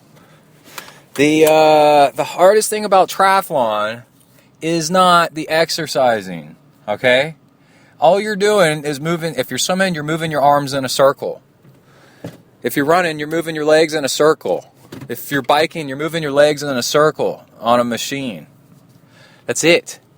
The hardest thing about triathlon is overcoming all the obstacles that pop up in the way of getting that stuff done, getting to the pool, getting the bike, learning how to fix a tire, all that stuff, so you can spin your legs in a circle, right? So the reason most people are trapped in a sucky position right now, and they're out of shape and miserable and having to take medicine and everything just to breathe, is because they are too afraid to get the work done to exercise. Because once you start exercising, it's actually pretty easy. So I'm here to encourage you, to coach you, to help you, to motivate you, to not care about little obstacles and just mow over them, because they really aren't the problem that you make up in your mind that they are. So, for example, the reason I'm talking like this is, for example, I got to the pool to swim at lunch, and I forgot my towel. And I'm like, well, that sucks. I'm going to swim anyway. Now, I was thinking about how your average person would be like, well, I guess I can't swim. I'm going to have to go home. Well, that sucked. Made it all the way to the pool. And now I forgot some of my gear. No, if I forgot my towel, if I forgot my goggles, listen, if I forgot my goggles, I would swim with my head out of the water and make that a workout, It's what you got to do. All right, now. Another thing is I'm swimming at lunch, and I'm swimming for a shortened swim, even though I had a meeting that ran over, and I was having to be on the phone, I was having to do this and that and the other, and your average person would have been like, well, you know what, I'm just going to go to Burger King and order a big pile of ding-dongs and ho-hos and just eat that because woe is me, I can't get this workout done. No, I'm going to freaking work out anyway, because that's what you do. Whew. Okay, now, there's all that, and, well, let me say it again. I've been quoted on this a million times around the interwebs, is you will not get the things done in life that you need to get done, that you want to get done, if you worry about what other people think. I don't care that I show up at work after lunch wet, right? Doesn't happen all the time, but if it does happen, then all it does, somebody goes, hey man, you're wet, your hair's wet. And I'm like, yeah, I forgot my towel when I went swimming. End of story. So what? I'm glad I went swimming. What did you do? And that's about it. All right, now, I want to talk about this podcast, episode 30 of You Are Not So Smart podcast, about how to train. And I'm actually going to have to run in and grab a burrito, and we're going to have to pick it up after I do that. And I only got about 2 minutes. And I need to check my voicemail because Emily's calling me. Kai is supposed to be riding his bike around the Texas World Speedway track this afternoon, and I can't make it because I got meetings, but Emily has the afternoon off, and I'm hoping that this is going to happen. This is going to be so cool. Talk about as a little kid, like shaping your world, the fact that you biked around a racetrack on a bicycle, man, that's pretty cool. Okay. It just opens up your possibilities of what you can do. When somebody goes, well, we can't do that, you can say, I did that when I was 9 years old. Of course we can do that, And that goes back to my thing I was talking about with swimming and not having a towel, is so many people, and I used to be in this boat just for a short while, so many people are trapped in thinking that, you got to stay within the curb and gutters and you can't do anything. Society's set up, that you can't do this and do that. Well, just do it anyway. We're talking about doing this epic swim, and Emily was asking me last night, have you cleared it with the lake? And I said, well, I'm going to do it anyway, until the lake finds out. Who cares, man? Right? You ask for permission, you're asking to be told no. Just do it. And then when you're doing it, then they go, oh, I didn't know, I guess you could do that. Oh. So, anyway, back to the not so smart, You Are Not So Smart podcast. Okay, so this is a podcast where a guy that wrote a book called You Are Not So Smart, he started a podcast to promote his book, which is really smart. And he dispels common psychological and physical beliefs that over the millennia that people have built up, and talks to experts on why we think that way and how we got to thinking that way. And it is a really, really, really good podcast. I've learned a lot about how things don't actually work the way that we think they do, and it changes your whole view on everything, on how things work. So I wish I could give some examples, but I don't have all the episodes in front of me. But there's a lot of stuff in there that just blows my mind. And to not go by old wives' tales or perception and actually go by fact, which is pretty cool. All right, so in this episode, he's talking about how we've taken this 10,000 hours of training to be an expert and taken it completely out of control, and it's actually ruining all of our training. And it was an idea, a badly conceived theory from one experiment that actually the data wasn't even all that good anyway, and then people have taken it and run with it and think that you need 10,000 hours to be any good at anything. And it is not true. In fact, it seems to be the opposite of true, and I'll get back to you with more of that in a bit. All right, I got to grab a burrito. Out. All right, I'm back. Got a nice burrito loaded with veggies. Really good stuff. No cheese. Got the guacamole. No cheese this time. And, okay, so we're back with the training differently. So, in the book, The Sports Gene, which is the author of the book that the guy that runs the podcast is interviewing. So try to keep up with me here because I know I'm kind of jumping around. But anyway, the research that went behind this book called The Sports Gene took this 10,000 hours idea and really broke it apart. So 10,000 hours was an idea that training 10,000 hours to become an expert was an idea by PhD Malcolm Gladwell. And it was from a violinist study at a elite violin or elite music school in Berlin, I think.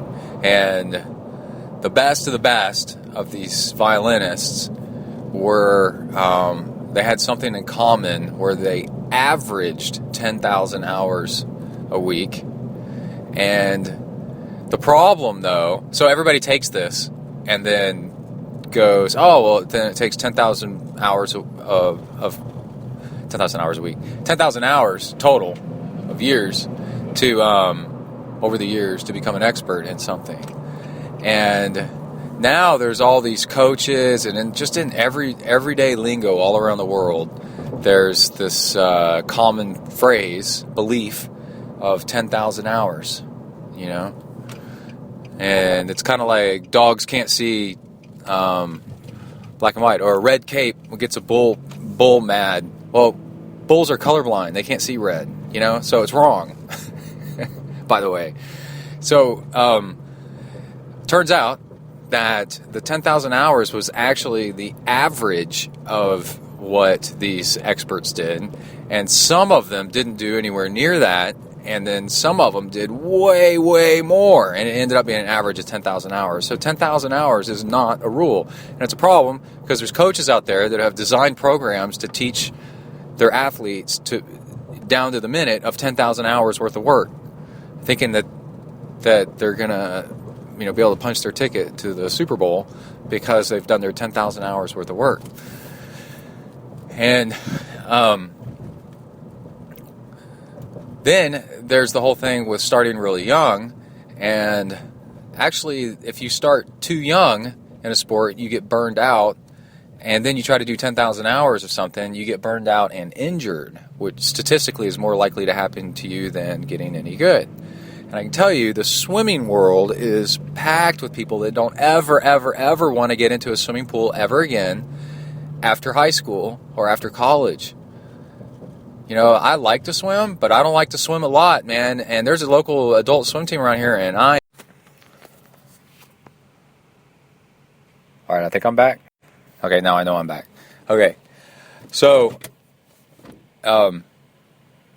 like I was saying, I love swimming, man, but I don't want to be on a swim team for freaking again.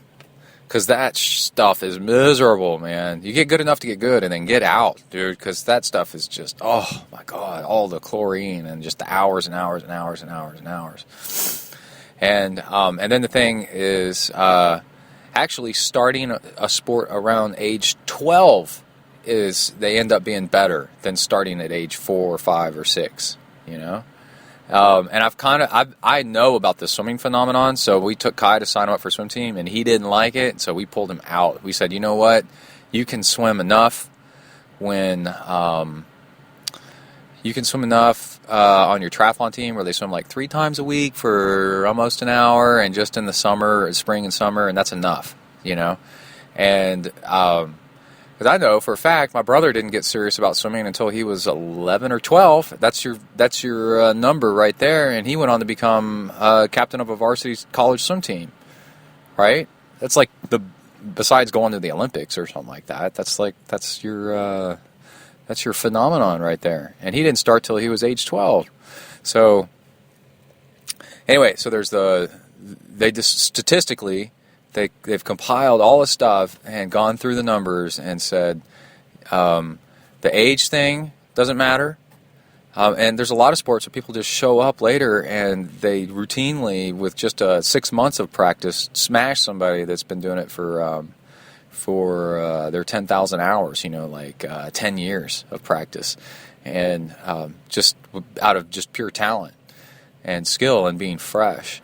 Okay, so the next, what we're going to talk about, I got to go into W to the ERK, but next what we're going to do is we're going to talk about the impression of the sport upon you versus trying too hard to do the pieces. Like the overall picture, how that works so much better instead of just trying to drill for something which just burns you up and wears you out and makes you not like it anymore. All right, I'll be right back. Out. Hey, I'm back. I'm in the house getting ready to go for a run, an evening run, and but something happened that I want to mention real quick before I forget. Michael Dirksen, out of the San Francisco area, or actually he lives east, the valley. So anyway, of San Fran. But anyway, NorCal, MP Dirksen, said, "Hey man, I wanted to get a Suunto Ambit3 because it sounds awesome, but it's Bluetooth only. It doesn't run ANT stuff, so I guess I'm out of luck, huh?" And I said, "No, you're not. I have an older wireless power tap, and when I sent it in to get rebuilt a couple years ago, because it's after 6 years of riding on it, it sounded to me like the bearings were starting to get kind of wobbly and loose in there. I sent it in for a hub rebuild, and it cost $200-$300 or something like that. So when I sent it, they go, "Oh, by the way, the reason it costs $200-$300 is because we're replacing all the internals. There's a new wider, which is always better. The torque tube and like all this stuff in there. So we're kind of replacing the guts." And then they sent it back to me, and it's been great since. And then all this Bluetooth stuff started coming out, and I noticed that there is a Bluetooth adapter for power taps. So if you got a power meter on your bike and it's ANT, there is, and definitely if it's a G3, you can get this thing where it replaces the end cap on it with a different end cap, and it's Bluetooth. And maybe I feel like with my body, like it was less than $150 for this piece. Anyway, it turns your power meter into a Bluetooth. I guess you could keep the old one and they would turn it back into ANT anytime you wanted to, maybe. But anyway, yeah, I wonder what they do with the piece. I would say if I mailed it off, like, Yeah, no, I guess you just ordered the piece and they sent it to you. So I guess you do get to keep your old one. So I guess you could have an Ant or a Bluetooth one anytime you wanted. But anyway, so that's your solution. Roxy, that is nasty. Is she okay? Yeah, she's just being gross. Dog's clearing her throat. She's getting old. And, Roxy, that is nasty, girl.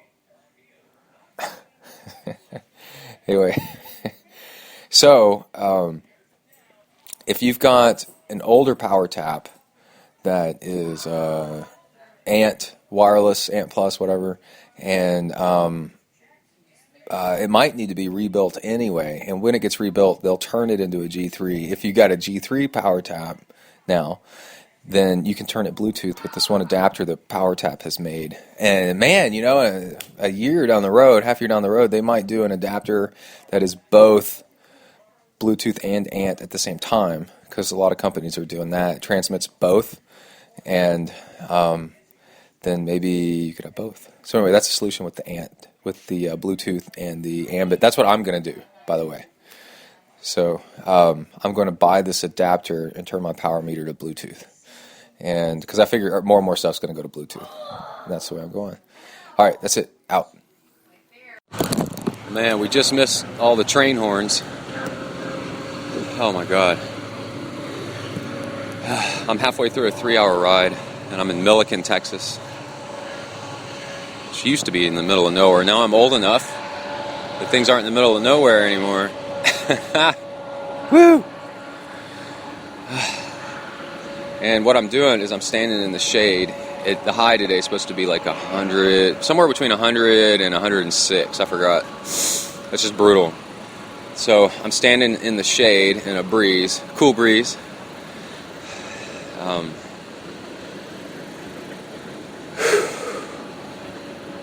Catching up on, cooling down so that when I apply sunscreen, now the sun's getting overhead, I'm going to put on some sunscreen.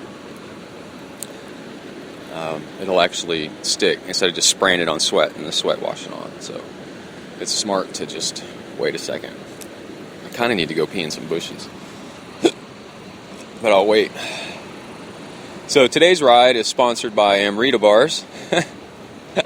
I'm just riding along comfortably and eating an Ambit3 bar an hour and sipping on my homemade gin and juice, which would be maltodextrin powder, which you can order in bulk. And I hope y'all can hear that train rumbling along.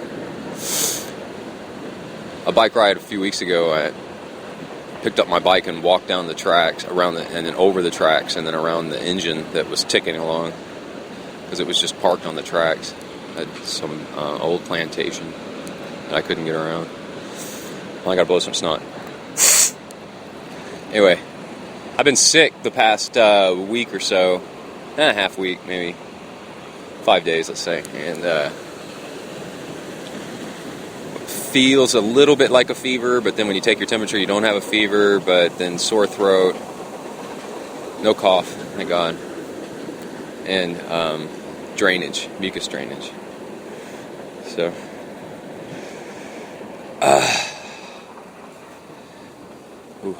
that feels good. That's a cool breeze.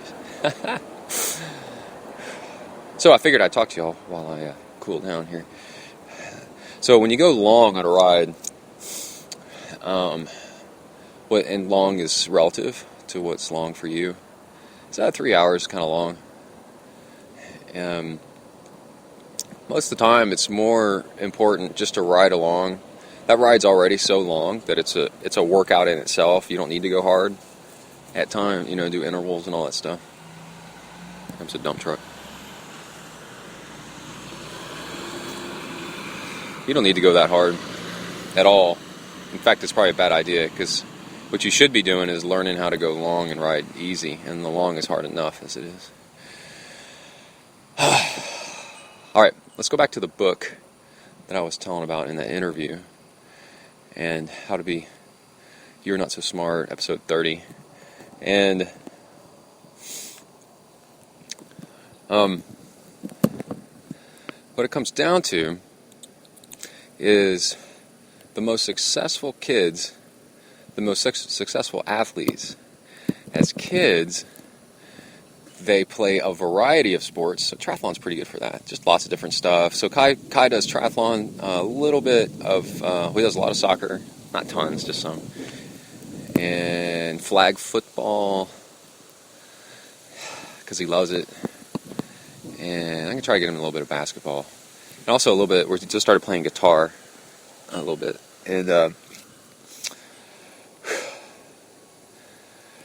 what that does is it teaches the kids intuition, right? And then by age 12, God, I thought that was an Australian dingo over there. It's just a goat. It was the same coloring.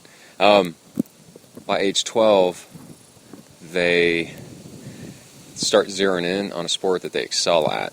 And I remember in high school, I had to make a choice to play one sport. And my parents said, why don't you do swimming, because you do really well in swimming. You do better in swimming than anything else. I said, okay. So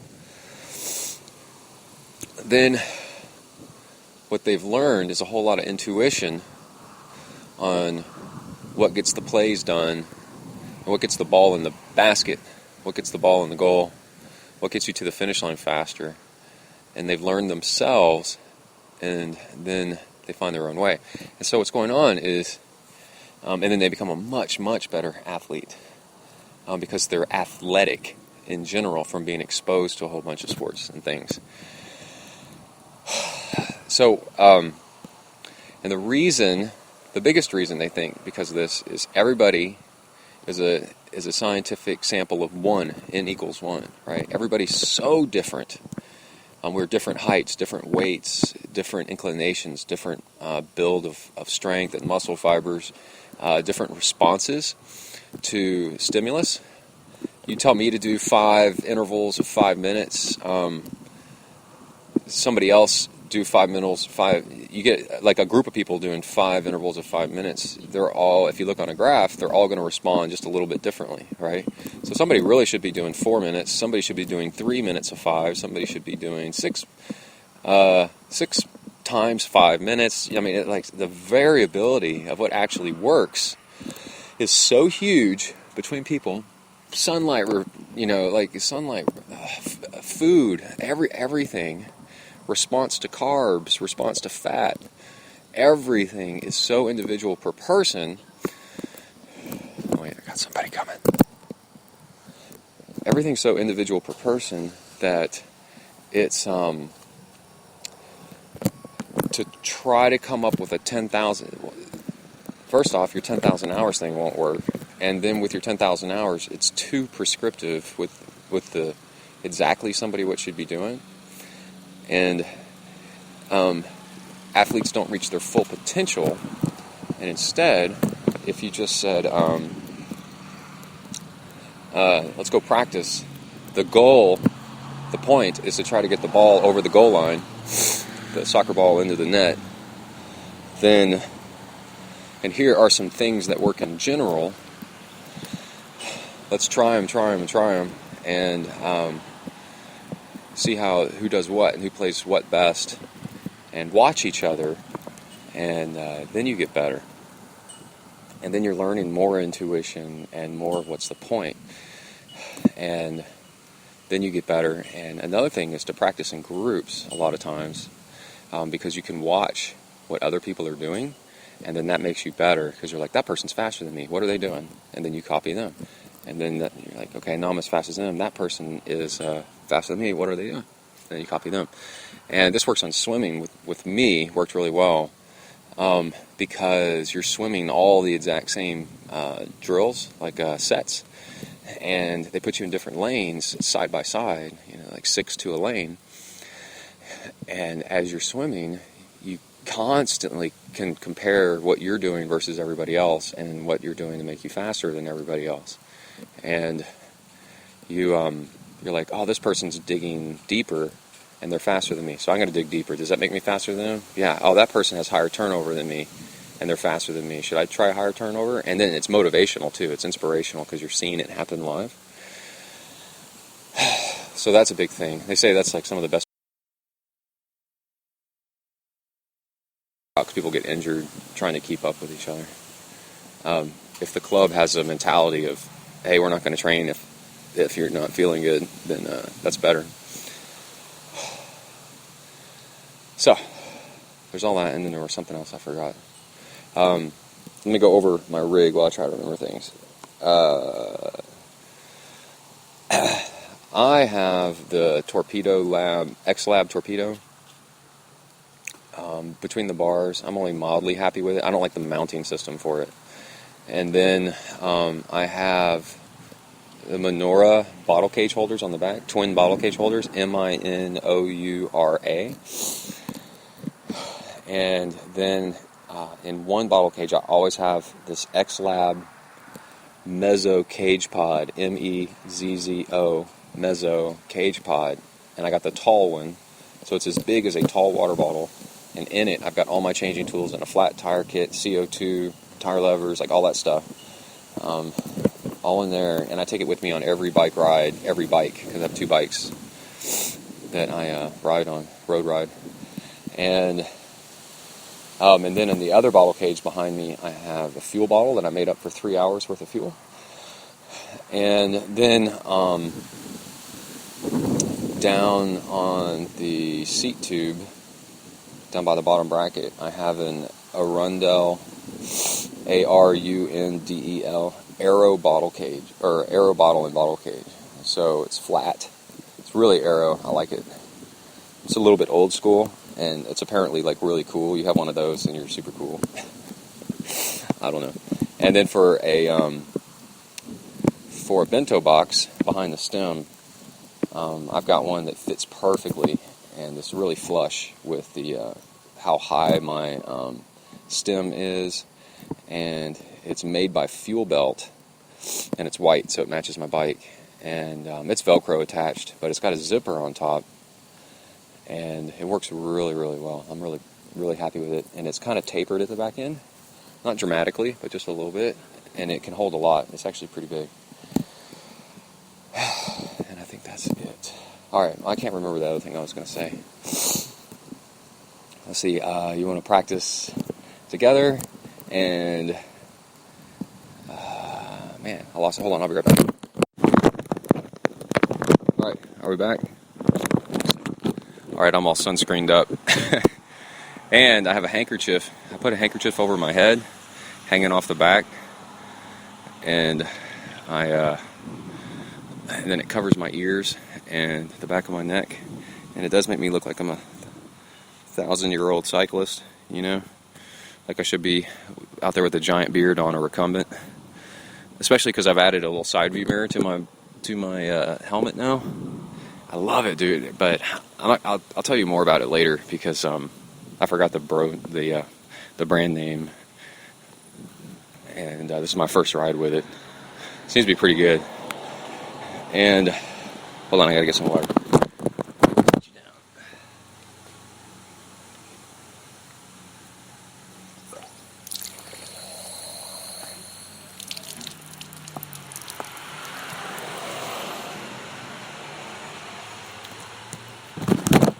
All right, I'm back. So, Brett Sutton, the super duper coach, has produced some of the best results in the sport. Supposedly, his one teaching tool is a stopwatch, and that's basically it. And he times you, see how fast you do stuff. And you use your intuition to see if you're fast. To get faster. He's like, okay, that was slower. Okay, this was faster. Okay, what'd you do differently? And then that's that, what was it? The Netherlands soccer team example, where they do, and then they think what was different, and then they do, and they think what's different. So, and then he trains people in a group environment. So you got the best of both worlds right there. So what I'm trying to say, now that I've laid all this out for you, is a training plan that's really, really, really specific, and you following it super specifically is a bad thing. Right? You should follow it loosely, because And somebody's $1 million training idea that they're trying to sell you is something that worked for somebody one time. What's my phone doing? Oh, phone disconnected. Is something that worked for somebody one time, and it's not guaranteed to work for you. In fact, it probably won't.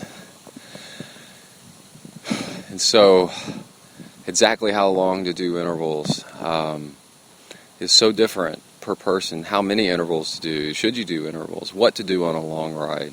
Really, you should be asking yourself, what made me faster? You know, like what to eat. Well, that's so individual. Who knows? You know? So you got to get over that kind of stuff and see the big picture. Step back.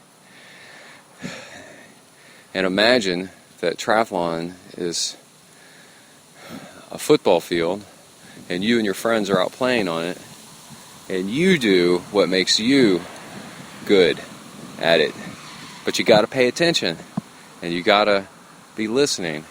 And you do want to know what some of the best techniques are so you can try them, and then you keep with the ones that stick and the ones that work. And those things change over time. As you get faster, different things work. It's like a chain. It'll break at its weakest link, so you need to strengthen your limiter. You know, you could do a whole kind of coaching just called limiter coaching, and it's just what's the thing that's holding you back? Work on that. And what's the thing that's holding you back now? I'll work on that. You know, and everything else is just background. That'd probably be the most effective way to get fast. Anyway, I better get back on my ride. Whew. Talk to y'all later. Out, bang.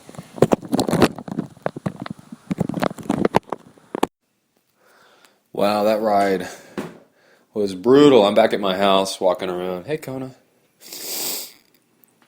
I wanted to mention a few things. Lantiseptic is the lube I use. As I was talking with my friends, with lube, anything is possible. With enough lube, anything is possible. And Lantiseptic, it's a lube that is so sticky to your skin that when you put it on, it stays there a long time. So what I've learned to do, and Emily pointed this out to me because she's a nurse, she's like, this is the stuff right here.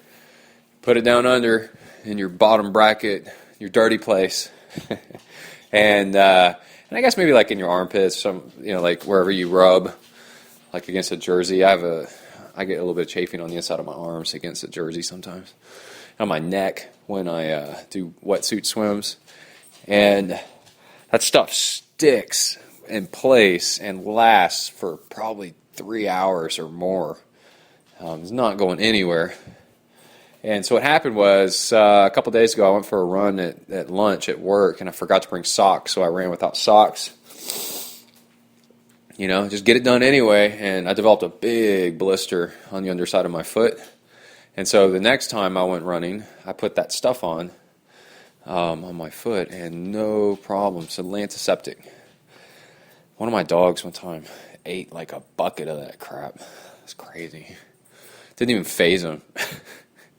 We were on the phone with poison control and everything, and they were like, whoa, that's impressive. We're like, yeah, he's a little special. And I had something else happen on the run. On the ride. So I decided to get a mirror after this whole Scully helmet thing. I decided to get a mirror for my helmet. These mirrors that stick off to the side, so you look like I said earlier, you got a beard and you're riding a recumbent around and you got mirrors all over the place and blinky lights all over you. Look like you're more afraid than having fun.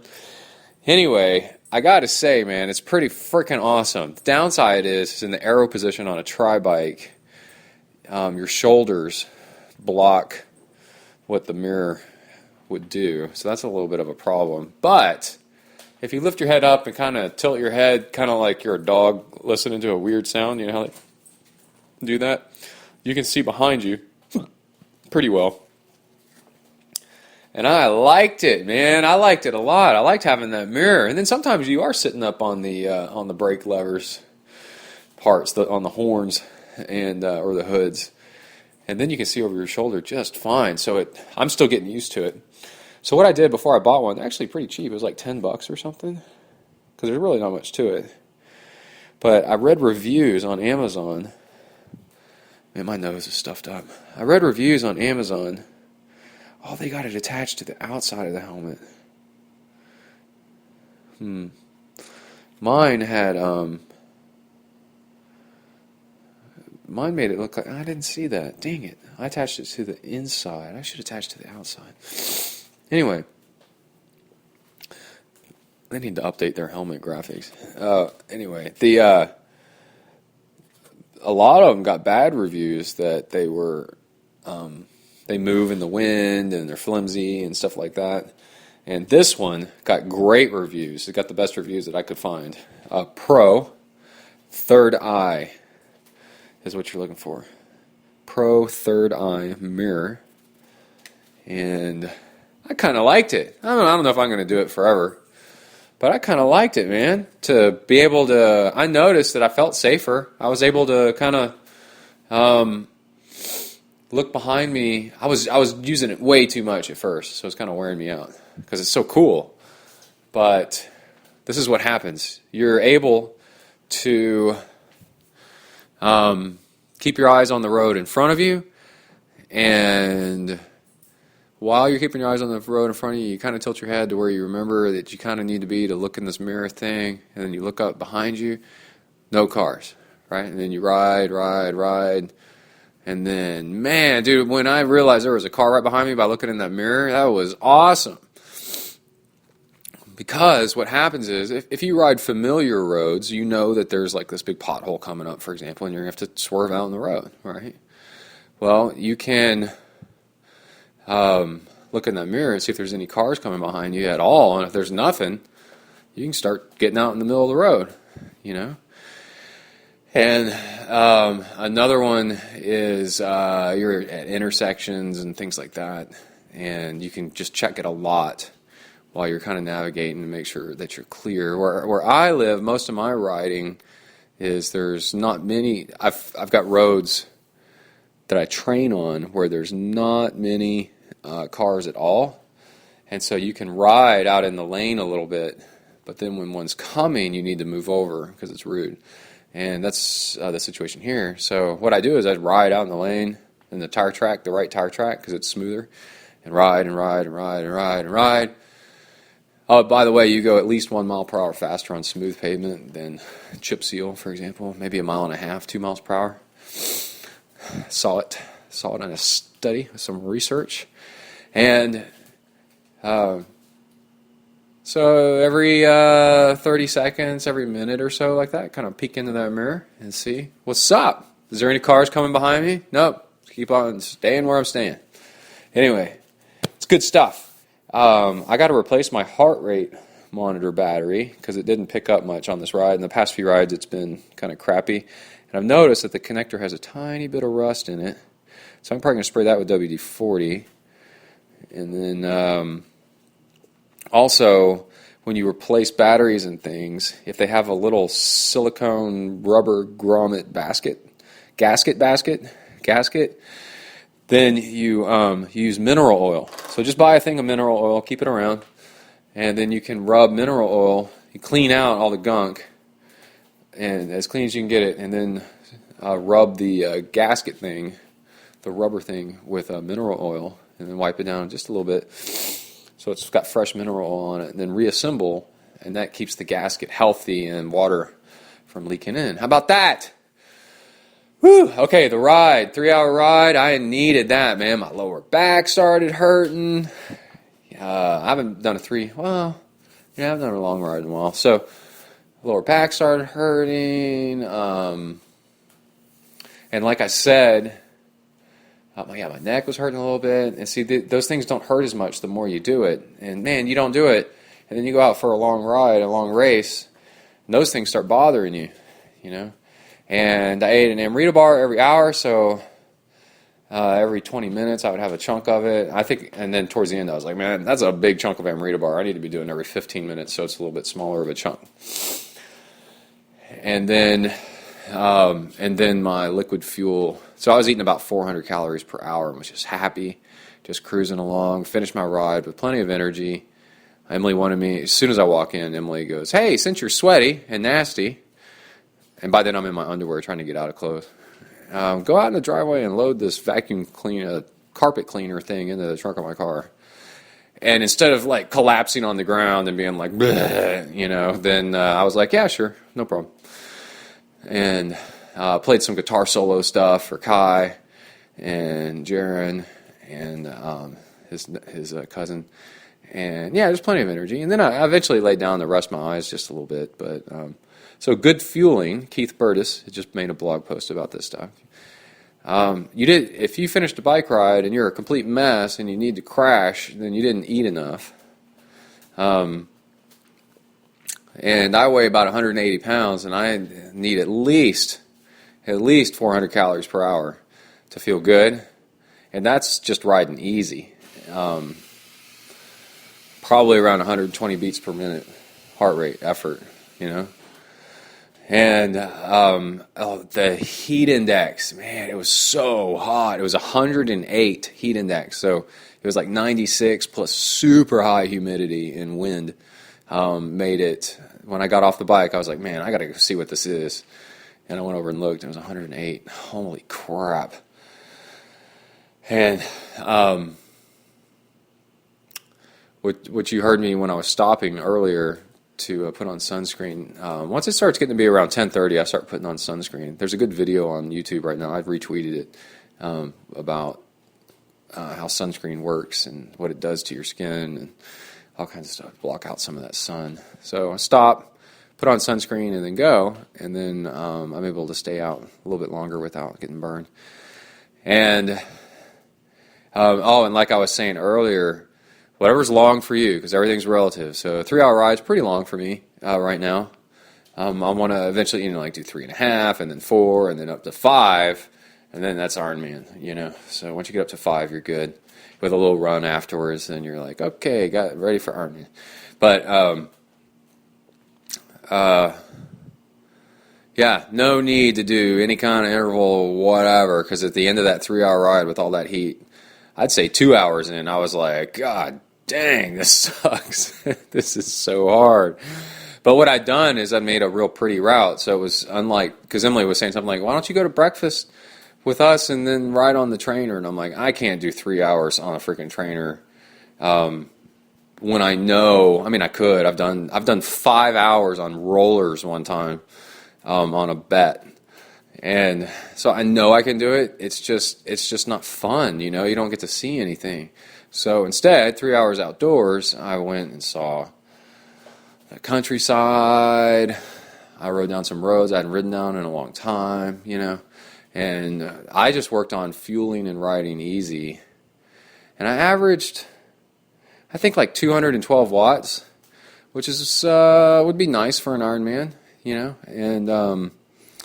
And that was only 3 hours. You got to do that for 5 hours. And with races coming up in the next couple months, it's time to start amping it up. Oh, and then with 3 hours, like I said, that's plenty because I've upped my volume lately. And when you up your volume, it doesn't take much to wear you out. So just average intensity, average or even below average, and just ride. Because I ran last night for I did 2.5 hours of training yesterday.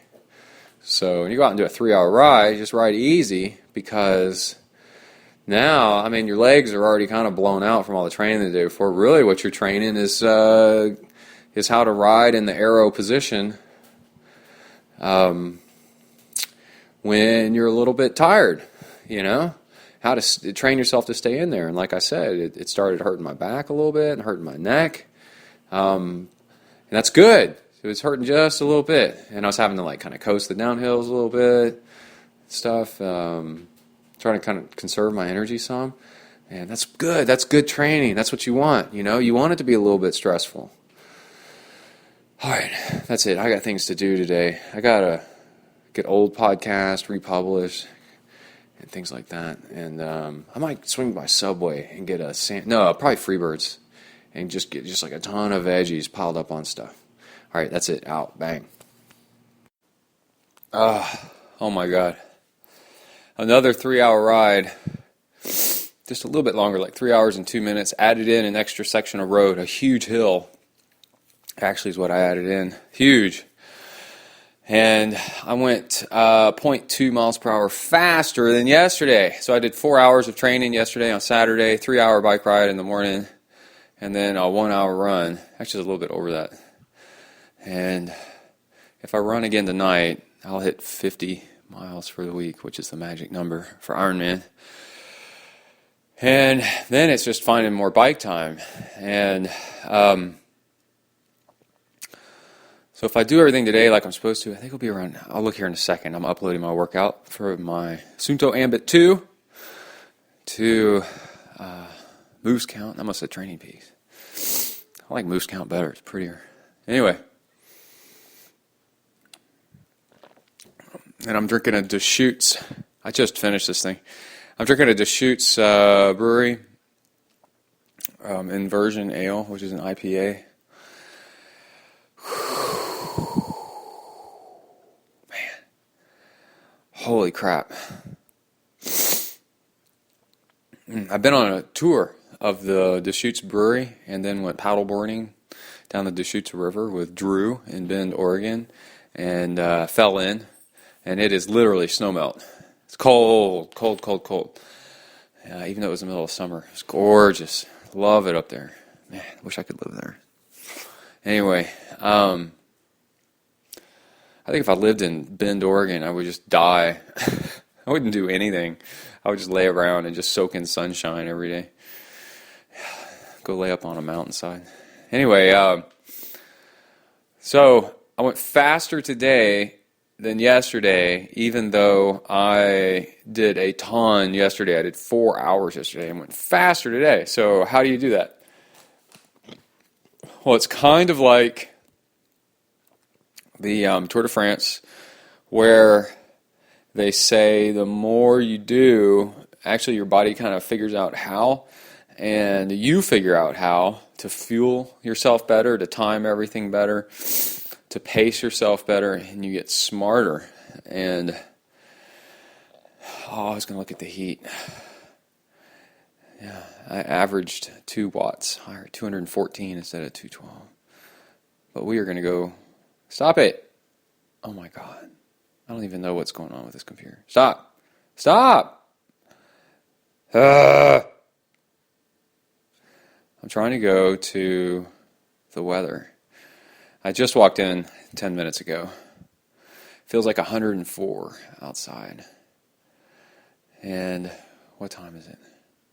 Yeah, about the same time as yesterday. 92 degrees with 58% humidity. And actually, I thought it was starting to get kind of hot. It just shows you how your body adapts. And anybody, it's, people that live in the heat aren't special. They just live in the heat. And people that live in the cold aren't more cold tolerant. They just live in the cold. Your humans' bodies adapt. Our blood thickens and thins over time, a pretty quick amount of time, like a few weeks, to be more like coolant or like heating oil. Or antifreeze, I mean. So, and then I was listening to classical Indian music, which I love, man. I have no idea what's going on when it plays. It's this sitar, ding, ding, ding, ding, and like no Americanized rhythm whatsoever, because our stuff's really repetitive, like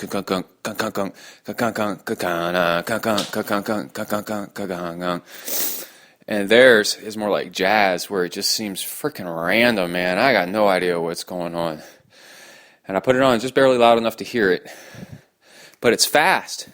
And it's impressive, man. They can play so fast. And there's, I'm going to be politically incorrect, call them bongo drums. I'm sure they're not.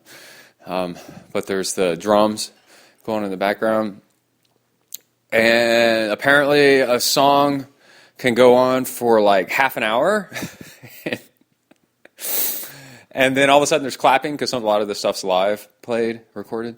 And there'll be like a crowd clapping and then it's over. But like I couldn't even tell that it was about to end, where the music that I'm used to is you can tell there's like a beginning, a middle, and then an end.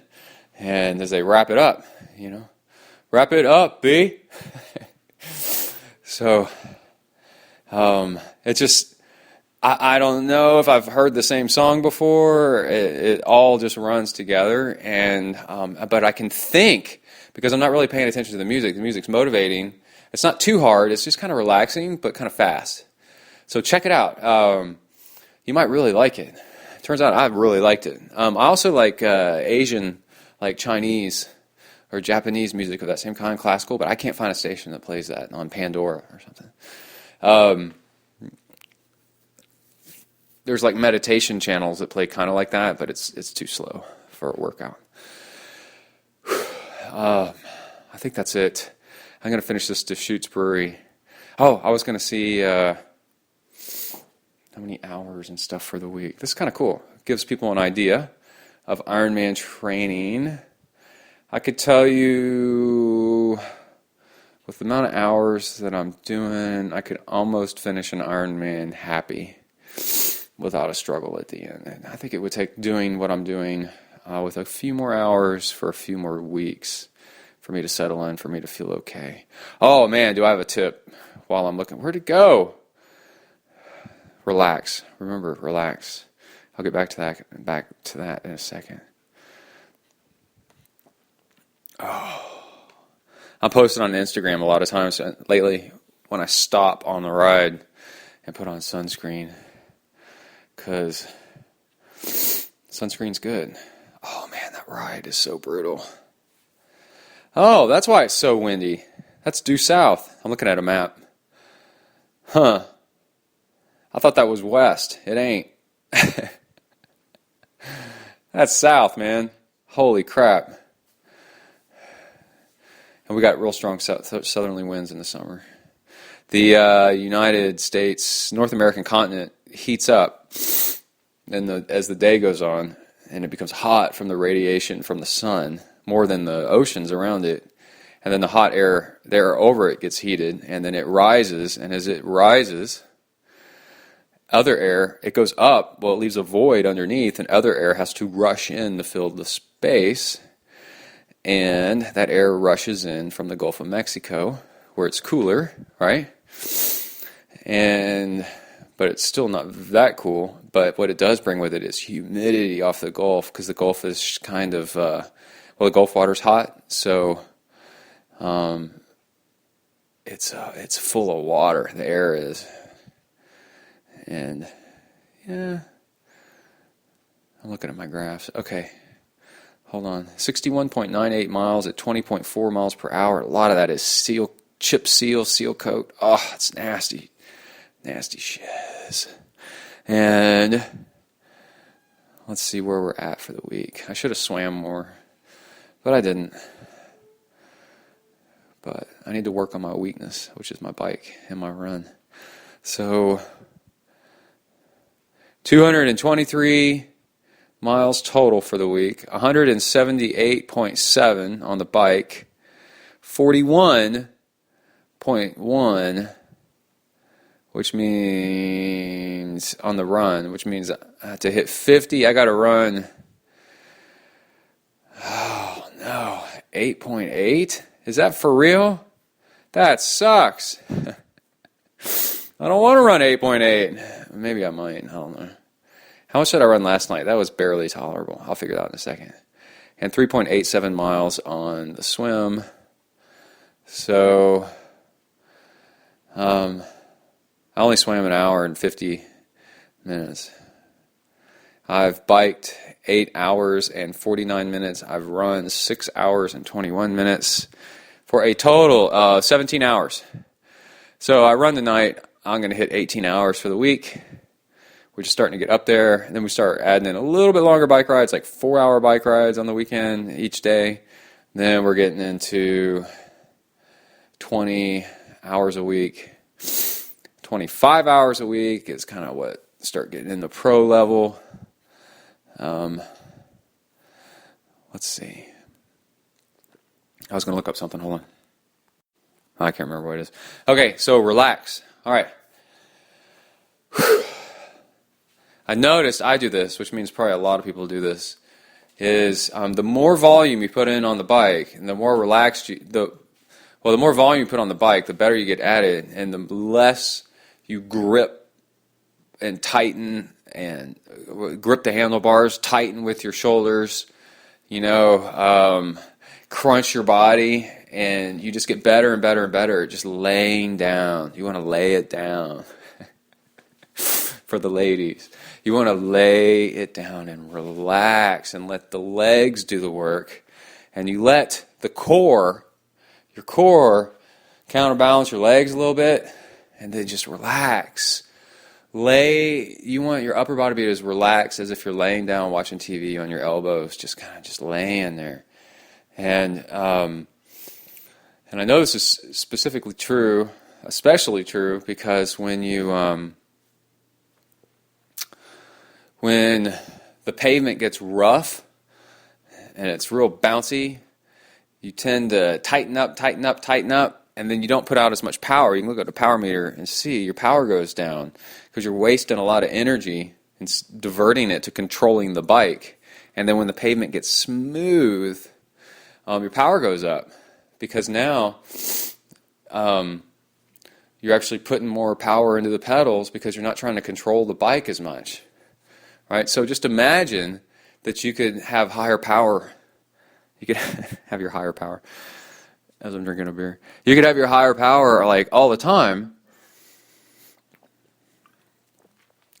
if you learn to relax into the bike and lay on top of it and focus on letting your legs do the work and not trying so hard. So imagine every time that you've learned a sport, like say snow skiing, water skiing, all this stuff. God, I'm trying to think of a million examples.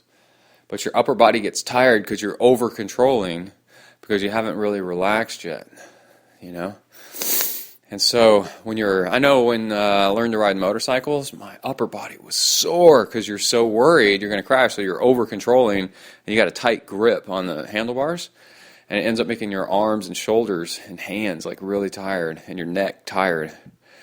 And that's burning calories, and then that wears you out for the back end of the bike ride and into the run. You're going through fuel faster than you need to, and you're not able to put out power like you want. So you got to relax. Just focus on relaxing, and then if you have a power meter, try to keep the power numbers the same or better, while just relaxing the upper body and feeling it just flow through your legs. And imagine I'm a yoga instructor. It's like, relax the body. Downward dog on your bike or something. All right. I got things to do, man. I got to do some coaching. And I got to catch up with Tawny. And I'm only going to have the house to myself for like another hour. So I need to lay on the ground and take up as much space as I can and relax before I have kids jumping up and down on top of me and Emily telling me what to do. Woo! All right, out, bang. All right, it's Monday morning, and I'm driving into W to the ERK, and my gas tank is on empty, figuratively and literally. So the upside of getting into huge volume is you get in huge volume, and the downside is everything else gets neglected, which sucks. So, for example, my gas tank is on empty in my car, and I still got to make it to work, and I'm going to be late. And also, starting last night about halfway through my run, or maybe before my run, well, definitely I noticed that my pace had slowed down on the run. Like, I'm not able to run as fast as I was before. That means that you're peaking out and that it's time to start cashing stuff in, And, I ran in the rain. Kai went with me on his bicycle for an hour. And Kona rode his Kona ran with me, and it rained on us, and that was the best. I took a picture and posted on Twitter. That was nice. Threw my Ziploc bag that my phone's in. And but I started noticing I was having to breathe a little bit extra hard to run. And then, lo and behold, maybe last night, but definitely this morning, woke up and I was having to catch my breath a little bit, just a little bit. There's your sign right there that you're done. You need to take a break. You don't really, heart rate variability, HRV, is good stuff to learn, and you start connecting the dots. And I've done that, and having since then learned, now I know, for me, having accelerated breathing, just any amount, is a sign that you need to take off some time. And another thing I noticed was you can get in a whole lot more if you just slow down and relax into the workout and don't push it. There's a big trick. Oh, the person in front of me is smoking a cigarette. There's a mental problem, a trick that your brain's trying to play on you, where it's like you're used to running one speed, so running slower is actually a problem, and that's wrong perception. You're paying attention to the wrong thing. You need to pay attention to how it feels, and then slow down. And I did a little bit of research last night for a few minutes and was just blown away by the numbers of Jesse Kropelnicki's critical volume. If you look that up, how much you actually need to be really good at Ironman. And when you do the numbers, and he does the numbers for you and shows you, it's 60 miles of running a week plus 300. It's 298, so it might as well be 300. 300 miles of cycling plus over 12,000. It was 12,000 and something yards of swimming a week. In a week. Ends up being about 27 and a half hours of training. And he pointed out that, when you look at the pros and they're able to train that amount of volume, that's why they finish. And then there's a huge time gap between the pros and then the amateurs. So the curious thing is, how do you bridge that gap? And it's kind of hard to tell, isn't it? I guess you have to show promise at the shorter distance that you're good. Maybe that's what it is. And then with that promise, you take out a loan against your time and then go long. But it does show that half Ironman, you can actually get, so what's half of 27? What's half of 28? So 14? Yeah, it shows that you can actually get really good. That'll get you, that amount of training, that amount of volume will get you through the distance comfortably, so that you can actually focus on the race. And that's what I've noticed. When I do about 15 hours of training a week, I can complete a half Ironman, no problem. I don't have an incredible just like system failure halfway through it. So anyway,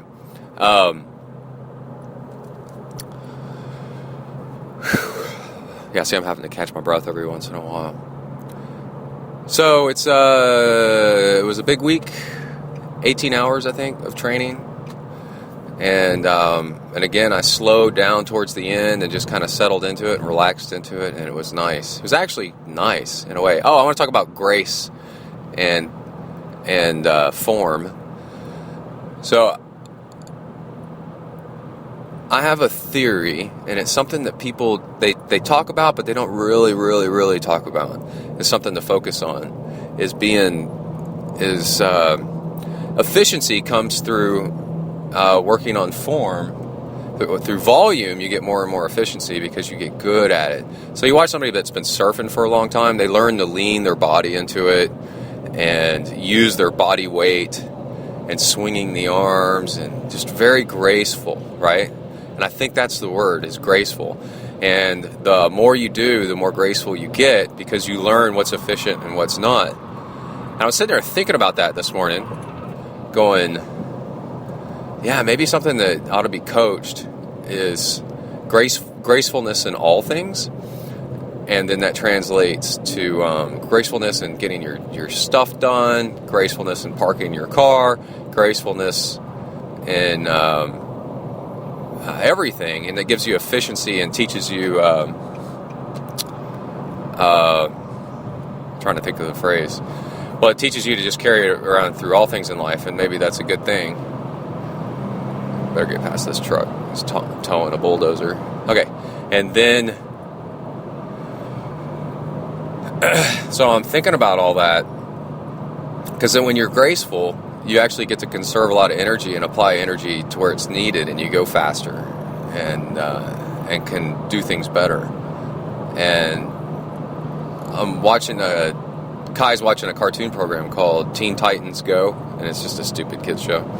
But there's this one girl who's really graceful, this one cartoon character. And they're caught under a rock avalanche, and it's coming down, and it shows the other characters like getting hit with rocks, and they're fighting against the rocks as they're coming down. And then this other girl, she does the same thing for about 2 seconds.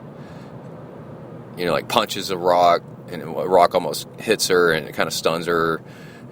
And then she goes, oh, you could tell she like remembers that she's graceful. She was like, oh wait, I know a way around this. And then starts gently swooping around like a ballerina, which is grace, but was really hard to do. And starts swooping kind of side to side, and then choosing which rocks to hit, and then avoiding other ones, because if you avoid it, then you don't have to work with it, you know. And that's very Bruce Lee too. It's very picking when to attack and letting other things go by, and using your opponent's weight against them, and judging, and that comes from experience. But I think, you know, you could pick it up passively from experience, but maybe it's something that you could pick up actively and like focus on. Like, I mean, they probably still do, finishing schools where they work on grace, right? And then that moves you through life easier and faster, because everything just works better. Finishing schools where they would teach, probably just girls, I guess, to walk with books on their head so that their body walked differently because they're balancing things on their head. Very sexist stuff, I think. But still very interesting. And that's it. I need to go into WTRK. Oh, today to eat, I got spaghetti that Emily made last night. And I'm putting a little bit extra salt on my food. And probably going to swing by Freebirds and get a burrito. I might go to the pool and swim, but just gently, and work on grace instead of effort. And because that's a big thing in swimming.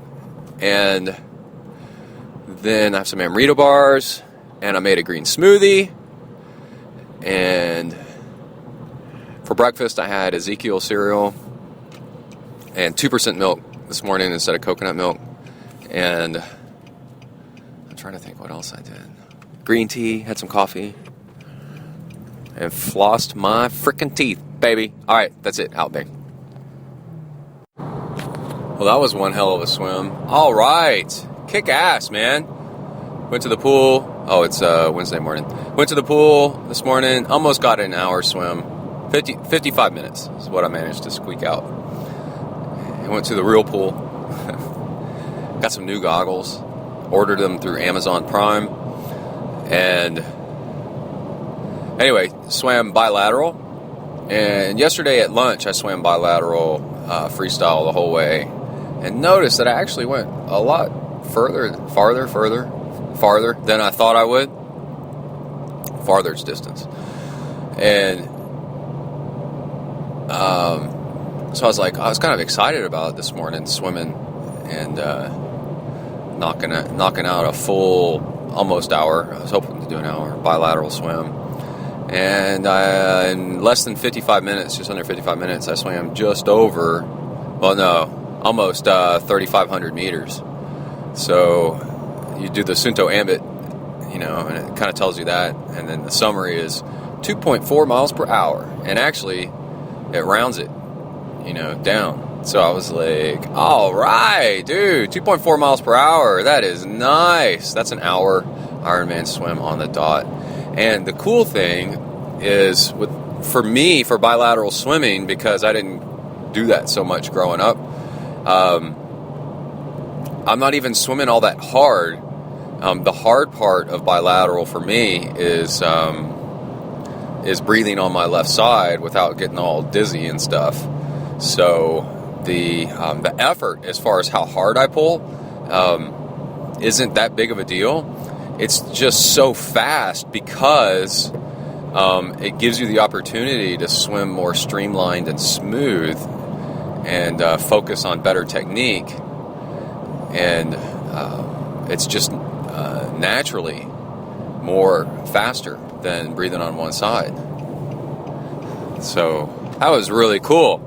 I was just loping along, just cruising along and focusing on breathing on my left side without floundering around, and I knocked out 3,500. I knocked out a 2.4 mile per hour swim for almost an hour. So really, really, really nice. Okay, listening to an audiobook, Givers and Takers, I think. Let me look. Let me see what it's called.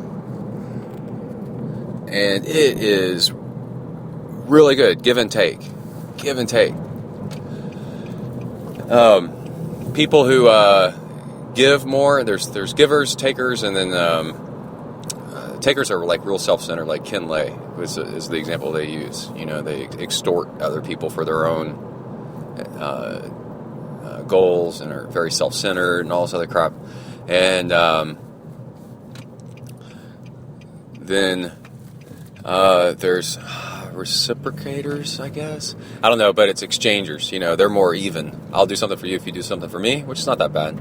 And then givers give first, and then in the end, they end up being way more successful people because people trust them more. Somebody that's a taker, they end up being kind of shunned and distrusted, and people actually work against them because they're irritating, because people think that they're going to take from them. And in the age of the internet, the people's reputation spreads. LinkedIn and Facebook, and in the age of the internet, a giver's reputation spreads, and they have just way better time in life. And you know what I was thinking about is, I think it goes one level deeper, is that givers are more productive because they're energized from being happy from the feeling of giving. They're always doing. Do, and people see that and they're like, this person's a doer, instead of if you take, then you got to put up some walls and you got to sit there and guard your crap, right? There's a saying about when you get a lot of stuff in life, like you end up collecting motorcycles, art, you got all this stuff that requires track lighting to show off. Then you got to stand around and protect it all the freaking time, and you can't do anything, But a giver is, they got some stuff, and then they let other people use it. Like, check this out, and they're not that worried about it. I would think a good example is kind of like a swimming pool. My parents have a swimming pool, neighbors at the swimming pool, and it's like this with a lot of things. They can't use it all the time, They're like, hell, man, if you want to come over and use it, let me know, because they can't use it, and they want other people to have fun. And then now they've given you access to their pool. Well, it kind of makes you want to, if they ever ask you for anything that they need, then they've been giving you access to their pool, man. That's cool. It's really, really cool. But anyway, I really recommend the book. I'm only just barely into it, and I'm like, man, it's a totally different way of looking at life. And it reminds me, I was swimming this morning, and I got new goggles, and I got clear ones. And because it's kind of dark in the morning, so I'm swimming, and the pool is blue, and it's beautiful, and it's just like, so relaxing. So it tints your vision, literally, in this case, and it makes you feel different. And a perspective on life. Like, whether you're a giver or a taker or a self-centered or encourage other people, is your tent on life, and then it affects how you feel all day and how much you get done. It's pretty cool. All right, I got to go. Bang. I think. Well, I had it set up, and... All right, hello? Oh, okay. On my way to W to the ERK, I get tweets from people with the hashtag work, WERK, a lot. I love that. Name your fear. Name it what you want. Anyway, listening to Thorsten Rad on Endurance Planet. He is German, and it is good to hear him talk. And listening to analysis of Kona as it's getting closer and closer, so that's really cool. And did a trainer ride this morning, and I dug myself into a hole by doing 18 hours of training last week. A little bit too hard back-to-back days, doing the 4-hour days back-to-back. Was not good for Brett's body, and it has been really, really hard trying to recover. But now that I know what I know, you can see the perfect recipe for getting overtrained and wiped out is trying to keep doing what you were doing, even though you got into too much of a hole. So, man, I have had to back off. And I went for a run last night and gave up instantly and said, oh, my legs just hurt. I got no energy. And so I did kind of a run walk and then cut it short, less than half an hour, like 22 minutes. I started walking on a hill like 15 minutes in. Screw this. And I saw my nephew out riding his bike, which was kind of cool. Because I'm like, man, go out and ride your bike, dude. Good way to clear your head. You know, think about things. And he was just riding around on a cruiser, just having fun. And I thought that was nice. And I told him to get home because it was getting dark and he was wearing all dark clothing. And that's not a good idea. And then read up on the definition of fartlek because, you know, all these years of training and coaching and training and coaching, I just assumed that I knew what fartlek was, and I realized that I actually didn't know the exact definition. And if you want to find something that drives me nuts, it's not knowing that. All right, we are here in the ZenTri Mobile Studios, and I've got a special guest host for a brief interview. How's it going, sir? Good. What's your name? First time caller, last time maroon shirt wearer? Kai. Oh, you must be Kai Blangner, the famous child triathlete. Yes. With all the abs. Yeah. Okay. Are you ready? Yeah.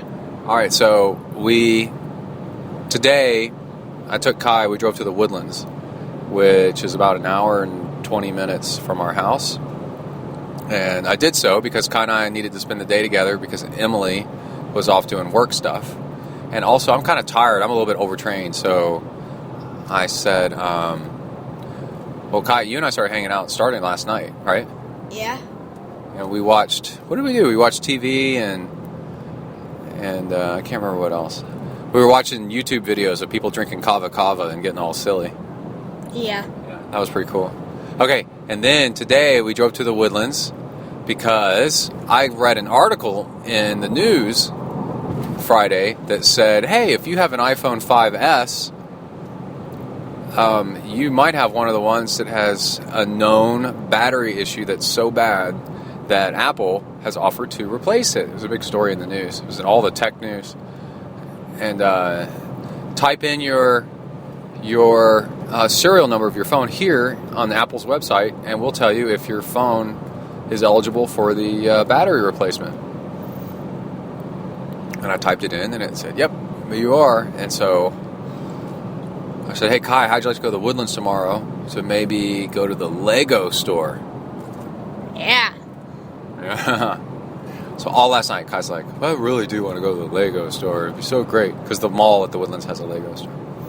And College Station, as awesome as it is, we don't have things like a Lego store or the Container Store or what? We don't have all kinds of stores. Apple Store, right? That's the whole reason was to go to the Apple Store, and there's a Lego store there. Okay, so we drove to the Woodlands and got there around a little bit after 10 when the mall opened, and they go, oh, yep, there's a wait, about 2.5 hours.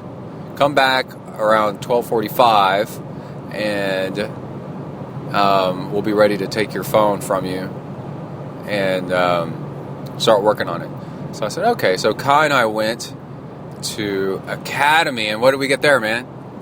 A scooter. What kind? Tell us more. A big wheel scooter. Yeah, one of the Razor scooters, like everybody knows, but they have a little bit taller wheel. They're like probably a 6-inch tall wheel. That's just awesome, right? Yeah. You used to have one, and we broke it, and so this is your replacement. Yeah. And then, well, the first thing is we walked from the mall probably about a mile to Academy, which was good, right? That's good exercise. Yeah.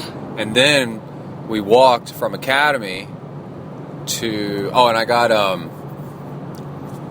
what I call dad shorts, which are camouflage cargo shorts.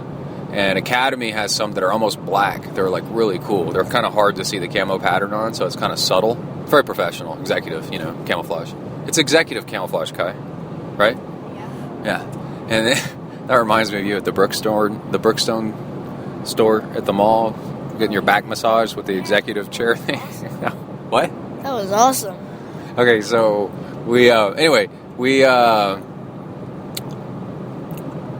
Kai rides a scooter. We assembled it in the parking lot, threw the box in the trash, and then we walked to, and Kai rode his scooter to Freebirds, which was another 3/4 of a mile the other way, and then ate there. And Kai, you brought your scooter inside and leaned it against the wall. Yeah. And the guy working the register said that he'll keep an eye on it because he likes to skateboard inside the store.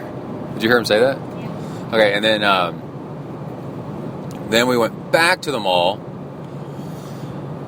And we killed a little bit more time. We went to the Brookstone store and played around on stuff. And Kai got me in the back massager too, right? Yeah. And those chair back massager things. And we were having a good time. And then finally we went back into the Apple store at 12:45, and they go, "Okay, now we're ready. We are now have you a slot to take your phone." And, even though the website says that your phone is eligible, our in-store stuff says that your phone is not eligible.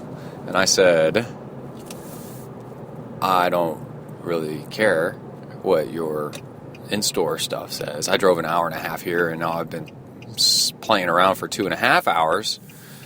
Because the website, and I double-checked it, I did it twice, said, my phone is here to get the battery fixed, is eligible to get the battery fixed. So I think the guy could tell that.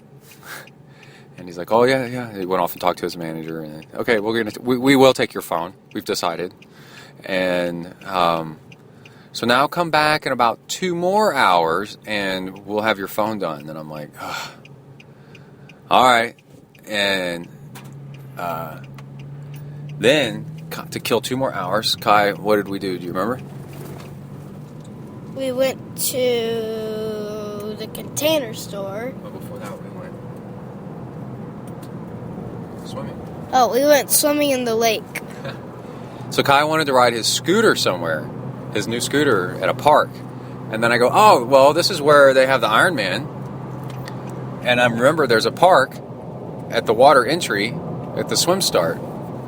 Because when you do the run, you go through it like 3 times. There's a park with a jungle gym and a big parking lot and sidewalk through the trees and ducks and all kinds of crazy stuff. So we pull up, and there's a guy with his covered in tattoos, swimming with his pit bull. He's like, "You guys need to get in the water, man." Remember that? Yeah. Yeah. Pit bulls aren't mean. It's all in how you raise them. I'm like, okay. Anyway, so Kai rides a scooter around for a while, and then we decide that it would be cool to get in the lake. And Kai threw himself in. It was the craziest thing. You threw me in. What? Yeah. I don't. That's not how it happened. You fell in No. by accident. No. That's not true. What happened? You pushed me in. No. Yeah. It's true. Okay, maybe a little bit true. Kai's standing on the edge of this dock, and I'm just like, oh, I just got to throw him in. The look on your face was pretty good. Oh, and Kai drank carbonated water by accident. That was funny, too. He made this face like he was throwing up battery acid back into the cup. It was pretty gross. How'd it taste? Terrible. And, I gotta make sure I'm not speeding here. Okay. And, then we drove back to the mall and then went to the Container Store. We'll get to that in a second and some other stuff. But my whole point, it's so cool, is one, because my car always has swimming stuff in it. I have a beach towel. So, like, living an active lifestyle is super handy because we're in a really busy city with people telling us to go kill time for 2 hours. Most people would go stuff their face with nachos and get fat and lazy. And we decided to walk everywhere and get a scooter and walk more and then go swimming. Right? Did you see the sign that said no swimming? Yeah. Yeah. We swam anyway. Yep. I know you can swim there. And there was a guy swimming, and that's where people put in boats, and they're always falling in because it's kayaks and stuff like that. So, whatever. Anyway, that made me want to swim even more because there was a sign saying not to. And then, yeah, we dried off and went to the Container Store. And what did we get at the Container Store? We got tie-down straps for the surfboard. Oh, and we got a new metal trash can. We got Mommy a present. It's a trash can. But it's one hell of a trash can, isn't it? It's pretty kick butt. Our current trash can, when you push the foot thing, it scrapes up the wall and does all kinds of crazy stuff. And this one's more rectangular, and it's not going to do that, hopefully. And then we went back to the Apple Store, and did they just repave that road some down there? And then what else did we do, Kai? Well, they gave me my phone back, and I'm suspicious they didn't even do anything, that they just took it back there and then pretended like they did something to it, because it's got the exact same battery charge as when I gave it to them 2 hours before. So I'm suspicious, and I can't prove anything. And I tried to get them to prove it to me by saying, that's it? And they're like, yep, bye. I'm like, that's it. And they're, yep, bye. Like that. I was like, Yeah. And so now I'm tired. I need a nap. But we're listening to Give and Take in the car, which is that audiobook I was telling y'all about earlier. And we're on a really interesting part where if you talk aggressively, you know, like in a meeting or to a company, a group, a staff, or whatever, maybe to your athletes, people perceive you as a jerk. And if you ask questions, people perceive as not only can you kind of lead them to the answer that you want them to go to, but they find their own solution within, and then they feel authorized. And it makes them feel good to... what was that? It makes them feel good to answer your questions, and now they're engaged. But it depends. This is cool. This is the Zen depends. Everything depends. So if you're in charge of a group that needs somebody to lead, it's like folding T-shirts kind of stuff, then you should be more bossy. But if you're in charge of a team that needs a little bit of creativity and independent thought, you're encouraging them to think and come up with ideas, which engages them and puts you as the coordinator kind of in between everybody, which is a more powerful position, by asking questions like, what if we came to the solution like with this angle, with doing this solution on the weekends and on after 5 p.m. instead of during the weekday, and then somebody would pipe up and go, yeah, we should do that. And then it's like their idea instead of your idea. It's kind of weird. And then another thing that was kind of cool was you can get people above you to do what you want or help you out by asking for advice with a situation. Because what that does is they feel good by putting together a solution for you. So they'll put together a solution for you because it makes them feel good. It makes them feel powerful. So if you're having trouble getting into a class in college, so you go to an advisor and you say, I'm having trouble getting into this class. Is there anything that you know of that could help me get it done? And then instead of going in and saying, now that person is like, you're asking them for their help and you're admitting that you don't know something, right? Which is really hard for people to do. That's that whole Zen thing that we talk about. When you admit that you don't know, life becomes a whole lot easier. And then the person makes them feel good to say, oh, I know, right? Because it makes them feel powerful. And then they tell you all the different options that are available that you had no idea about. That's instead of you walking in and going, I have to be in this class, and you have to put me in. Well, that person's going to be like, this is a jerk. I'm going to actually work harder against them getting into the class. There's an old ex-Terrakai. I'm going to work harder against getting them in the class and let them figure it out on their own. And they've done studies on it. Statistically, it works. It works a lot. And it's also a much more pleasant way to get through life. I ride down this road all the time on my bike. When I go for my hour ride, I make it all the way out to here. And back. Nice. Nice. All right, that's it. Hey, but Kai and I were talking about this was one of our best days together ever, wasn't it? Yep. Can you put jamming your finger into a Coke bottle there for a second? So he jams it harder. Hey, what made today like one of the best days ever? Getting 2 presents from you. What about spending time with me and trespassing? Yeah, awesome, amazing. Woohoo! Okay, earlier you were being all like, this was really great. Yeah, it's amazing. And now you're being sarcastic. I didn't remember that, so. Oh, okay. Actually, All right. I really do, but okay. What? I really do, but. Okay, so honestly, Kai's being silly right now, but honestly, earlier we were talking about how this has been just an awesome day, spending the day together, doing stuff, right?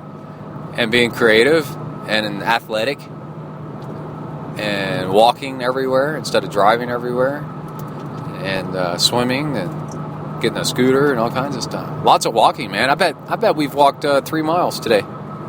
Just walking 5K? around. Yeah, 5K. Do you know how long 5K is in miles? It's 3.1 miles. Yeah. You knew that? Yeah. All right. All right, talk to y'all later. Out. Bang.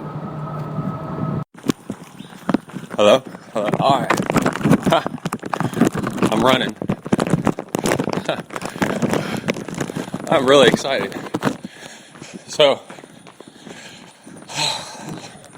Kai's new scooter is the ultimate ride along with your parents while running device. So again, it's the Razor scooter with the wheels that are at least twice as tall as the one that everybody has. And that thing is so fast, it's almost like an electric scooter. It feels like one going downhill, and you only have to push a tiny, tiny bit to go uphill. It's so smooth.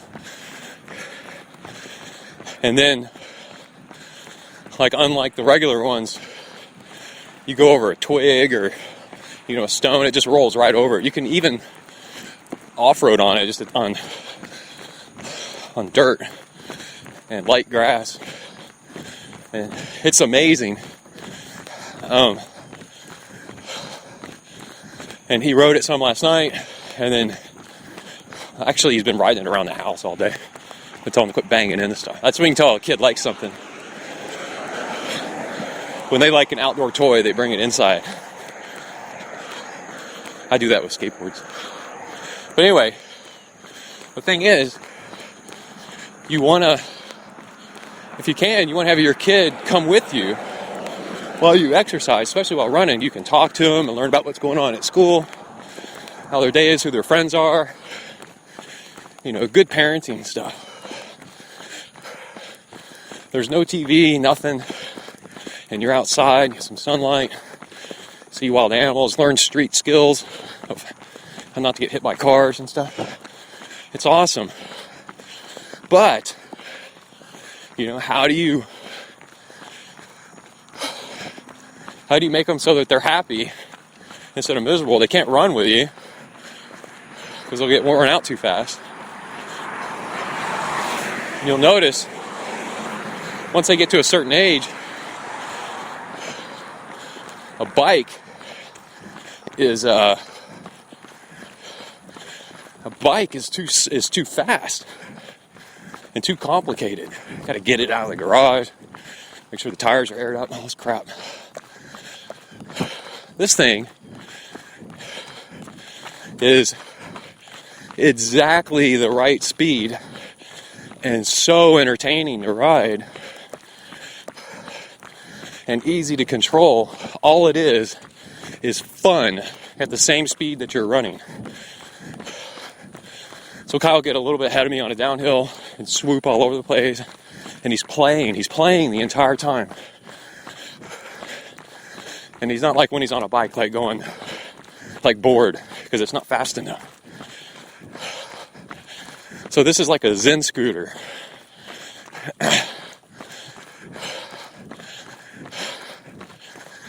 This morning, this is another indicator. This morning, he goes, "You gonna go on a bike ride?" Because then we can't hang out or anything. I'm like, "No, I was thinking about running." And he goes, "Really?" I go, "Yeah, do you want to ride your new scooter while I run?" And he goes, "Yeah." And his eyes lit up. And I'm like, "Oh man, that's perfect." So he went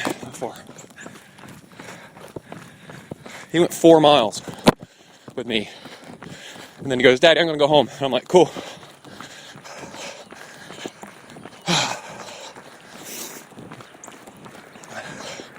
So, happiness is something that takes, it's Zen flow. Happiness is when you're doing something that's just challenging enough, where you're competent at it. But you can choose when to challenge yourself a little bit. It engages the mind, And so when he was riding the scooter and I'm running with him, I was like, that's what this is. It's that sweet spot. It's perfect. So again, they're $99 at Academy. And it's the Razor scooter with the tall wheels. They're probably 6 inches tall. And the thing is really well built and light. You would think it was carbon fiber if it wasn't obviously aluminum.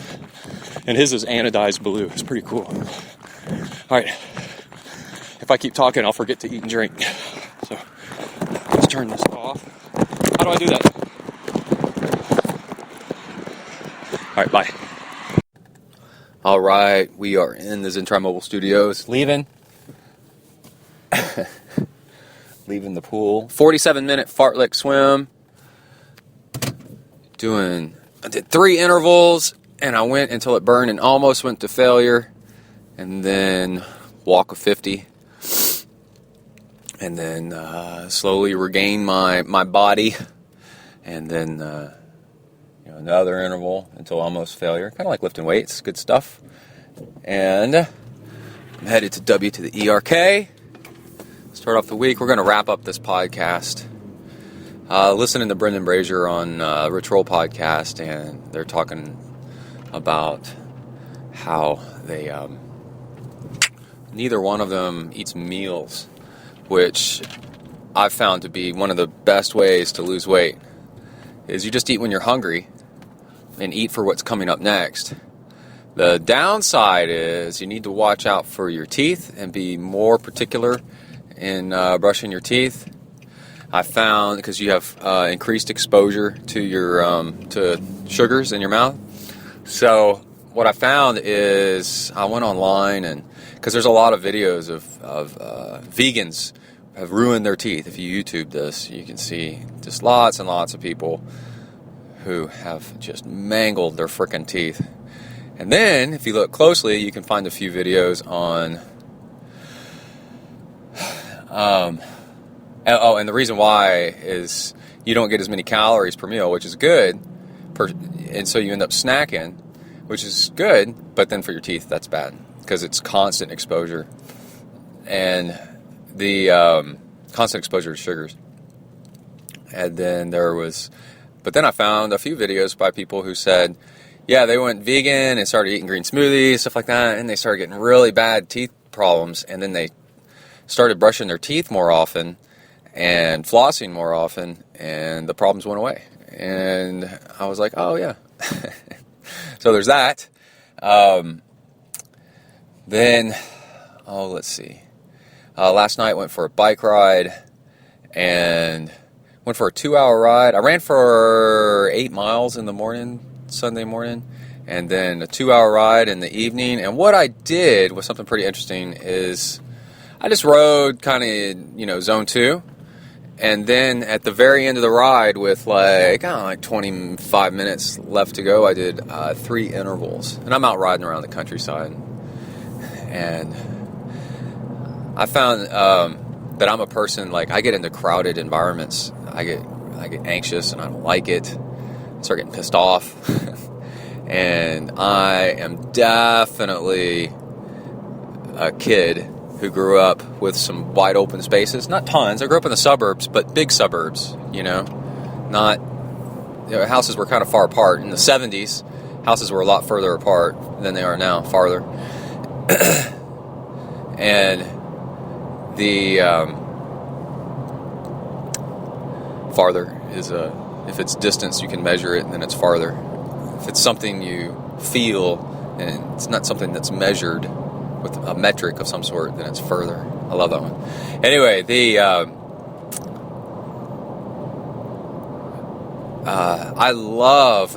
it makes me feel so good having space, just space around me, and we're getting less and less of that as the world gets more populated. I mean, when I was a kid, it was 5 billion people. Now it's 7 billion people. But anyway, I like space.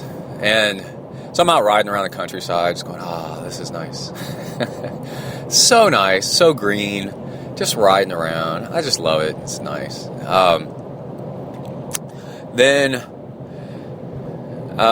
I did those intervals, and the thing I want to leave you with is I'm coming across more and more. Of course, I'm looking for it, so that's why I'm finding it. Actually, I'm trying not to look for it. I'm just noticing. More and more evidence, more and more statements, and more everything about getting strong is the important part. And then on occasion, very rare occasion, going long to practice metering out, appropriate effort, and then also fueling. So there was a slow twitch thread with TJ Tollekson, who won Ironman. He just won something. Ironman something. Anyway, and this is one of two things. And it was an Ask Me Anything on Slow Twitch. People were asking him, how much he trained. And he said, first, get your strength and your power up. And then once a week, do a long ride. But the most important thing is get your power up. And his numbers are insane. 3, I think he said his threshold what he can hold for an hour is 370 watts, and he weighs about 160 pounds. 370 watts. And then there was and the way you do that is you do intervals like you're weightlifting, and you get that power up, you get stronger and stronger and stronger. And then in your spare time, because it doesn't take very much working out. If you ever lift weights, it doesn't take very much lifting weights to get strong time-wise.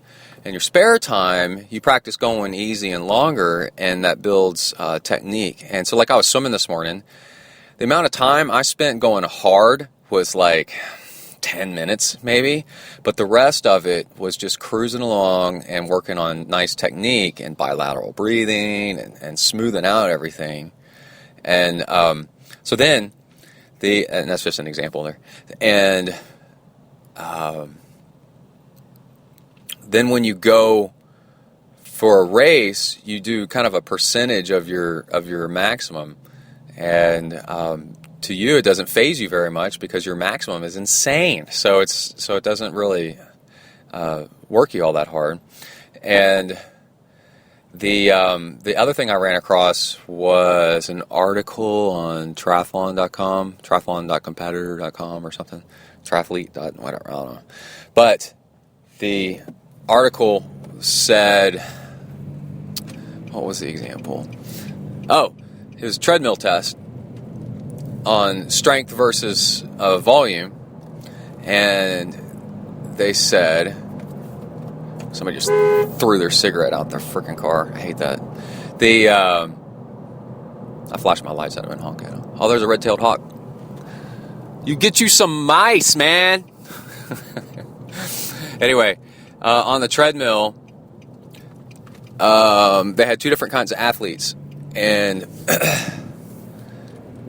no. The article was how to avoid late race fatigue. You're doing an Ironman and on the run, you just come apart. And they said that you avoid hard efforts, because if you do hard efforts earlier on in a workout or a race, and that's what they did, is they had two people on a treadmill and they had them do steady state, or they had them do like intense and then easy. And the people that did intense failed later on. And this is classic triathlon coaching, is don't charge up hills and make your legs burn. It'll mess you up. And the more frequently you do it and the harder you go and the longer you do it, and don't try to catch up or anything like that if you have a flat tire or something. And because towards the end of the event, your legs will be prematurely fatigued, and you'll end up walking or whatever. If you're and just bike ride, then you'll end up coasting and kind of falling apart and kind of a mess. So then they said, by the way, to avoid this kind of problem entirely, get crazy freaking strong. And so, do hill repeats and stuff so that in a race, stuff that would normally affect other people doesn't affect you because you're more powerful. And I remember my best ever 50-miler trail run race. I was just cruising along, and it felt like I was just having a party out there, even on mile like 30 or 40, because I'd done a whole bunch of squat work and weightlifting machines at the gym, and had strengthened up my quads like unbelievably strong for me. And now when I was running along, and there's little hills and stuff like that, they weren't bothering me at all. I remember turning around to Devin as he ran by, and he's like, hey, how you doing? And I'm like, man, this is incredible. I'm having the time of my life. And I was yelling at him. And anyway, the whole reason was my legs were strong, so my easy pace felt easier, and also I was able to go faster. So yeah, when you're stronger, your easy pace is faster, doesn't take as much work, It's good stuff. All right, I got a friend coming up to the car, so I'll catch y'all back in a second. Hold on. Okay, I'm back. That's one of my friends walks up to the car in the parking lot, and he's the type that'll just start talking. And I have to go and edit out a whole bunch of stuff. He won't even care that we're on the podcast, and then I won't be able to focus and wrap this up. Anyway, so the effort level for an Ironman, if you're a pro, it's 80%. If you're not a pro, it's somewhere between 70 and 75% usually is how much effort you should give of your max. So you get really, really strong, and then you learn over time not to do the 80% over long workouts or 70%. You learn to respect that because anybody can just be told to do it and execute a number. The problem everybody seems to have is, owe him an email, is believing that it applies to them. Everybody thinks that they're special, including me, when I do this stuff. Oh, yeah, my threshold is 200 and, let's say it's 270 watts, right? Well, so what's 75% of that? I don't know, it's like 200 or something. I don't have a calculator in front of me. But so you should hold 200 watts on the bike for the entire Ironman, and then for your run pace, you should run like an easy casual pace at whatever heart rate, right? Well, you start biking, and then you're like, man, I feel so amazing. I bet that really it's not 200. I bet it's like, because 200 feels too easy, because it is easy. Because Ironman is all freaking day, and it'll kill you over the period of a day. And so you end up going harder. You end up doing 205, 210, and then spiking it up to 250 over hills. And then guess what? By the end of the bike ride, you're toast. Because not even the end of the bike ride, towards the end of the bike ride, you're toast. Because you've been going too hard. Because of you don't believe in the numbers. And I think that the long bike rides, besides nutrition and learning what it takes, and I think it's both. It's learning to respect that by the end of doing 4 hours or 5 hours at 80%, 70% of your tested threshold, you're like, holy crap, that is true. Like, man, it is really, really hard.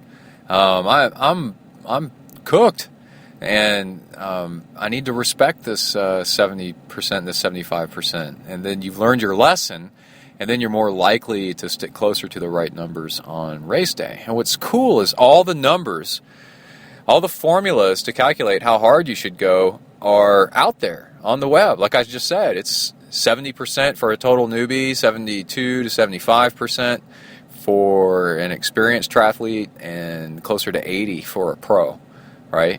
And that's the numbers you should stick to. And what's your easy pace on the run? And when you just go out and jog casually, well, that's probably what you ought to start off the marathon at, and be running at that for a long, long time before you consider speeding it up. So that's my point, is get strong first and then learn over long rides to experience, to respect the, and also like respect the nutrition, right? Oh, so many calories per hour is not enough, right? I thought I could get by on being like super low carb. Nope, didn't work. I thought I could get by on cramming carbs up every orifice that I've got. Nope, didn't work. Got sick, puked. And then over the long workouts, you learn, man, it really is like whatever it is for you, like 200 calories per hour, 300 calories per hour, 400 calories per hour. Oh, I thought I could eat totally natural foods the entire time. Nope, too much fiber, makes your stomach hurt. Oh, I thought that I didn't need any electrolytes. Nope, you need some. And or water, how much water you need, right? And then the long ride, there's nothing, I remember this quote, God, who said this? Somebody important. There's nothing about a long workout that actually improves you. They actually tear you down. You have to spend forever recovering from them. So the point of a long workout is to remind you and to train you on believing how hard, even though you're going easy, how hard it is to go long. And that's really the point. And I always belabor the point with Chrissy Wellington saying she hardly ever went over a 3-hour bike ride. What's the point? It doesn't improve you, it just tears you down. You just need to know what your numbers are and then stick to the right ratios of those numbers when you're racing. Okay, so that's enough of that crap. Let's see. I think that's it. We've got, we had Bill Porter on this episode. We got my friend, one of my best friends, who's a security expert, on the next show, talking about how to stay safe out on the bike and on the run. It's really cool. And we didn't cover sharks because sharks don't mug you, they eat you. But anyway, that's Wailing Green. That's going to be a lot of fun. We've already recorded that. Can't wait to get it out on the next episode. All right, that's it. Everybody stay safe out there. Work the uphills, cruise the downhills, and keep the rubber side down. Out. Oh.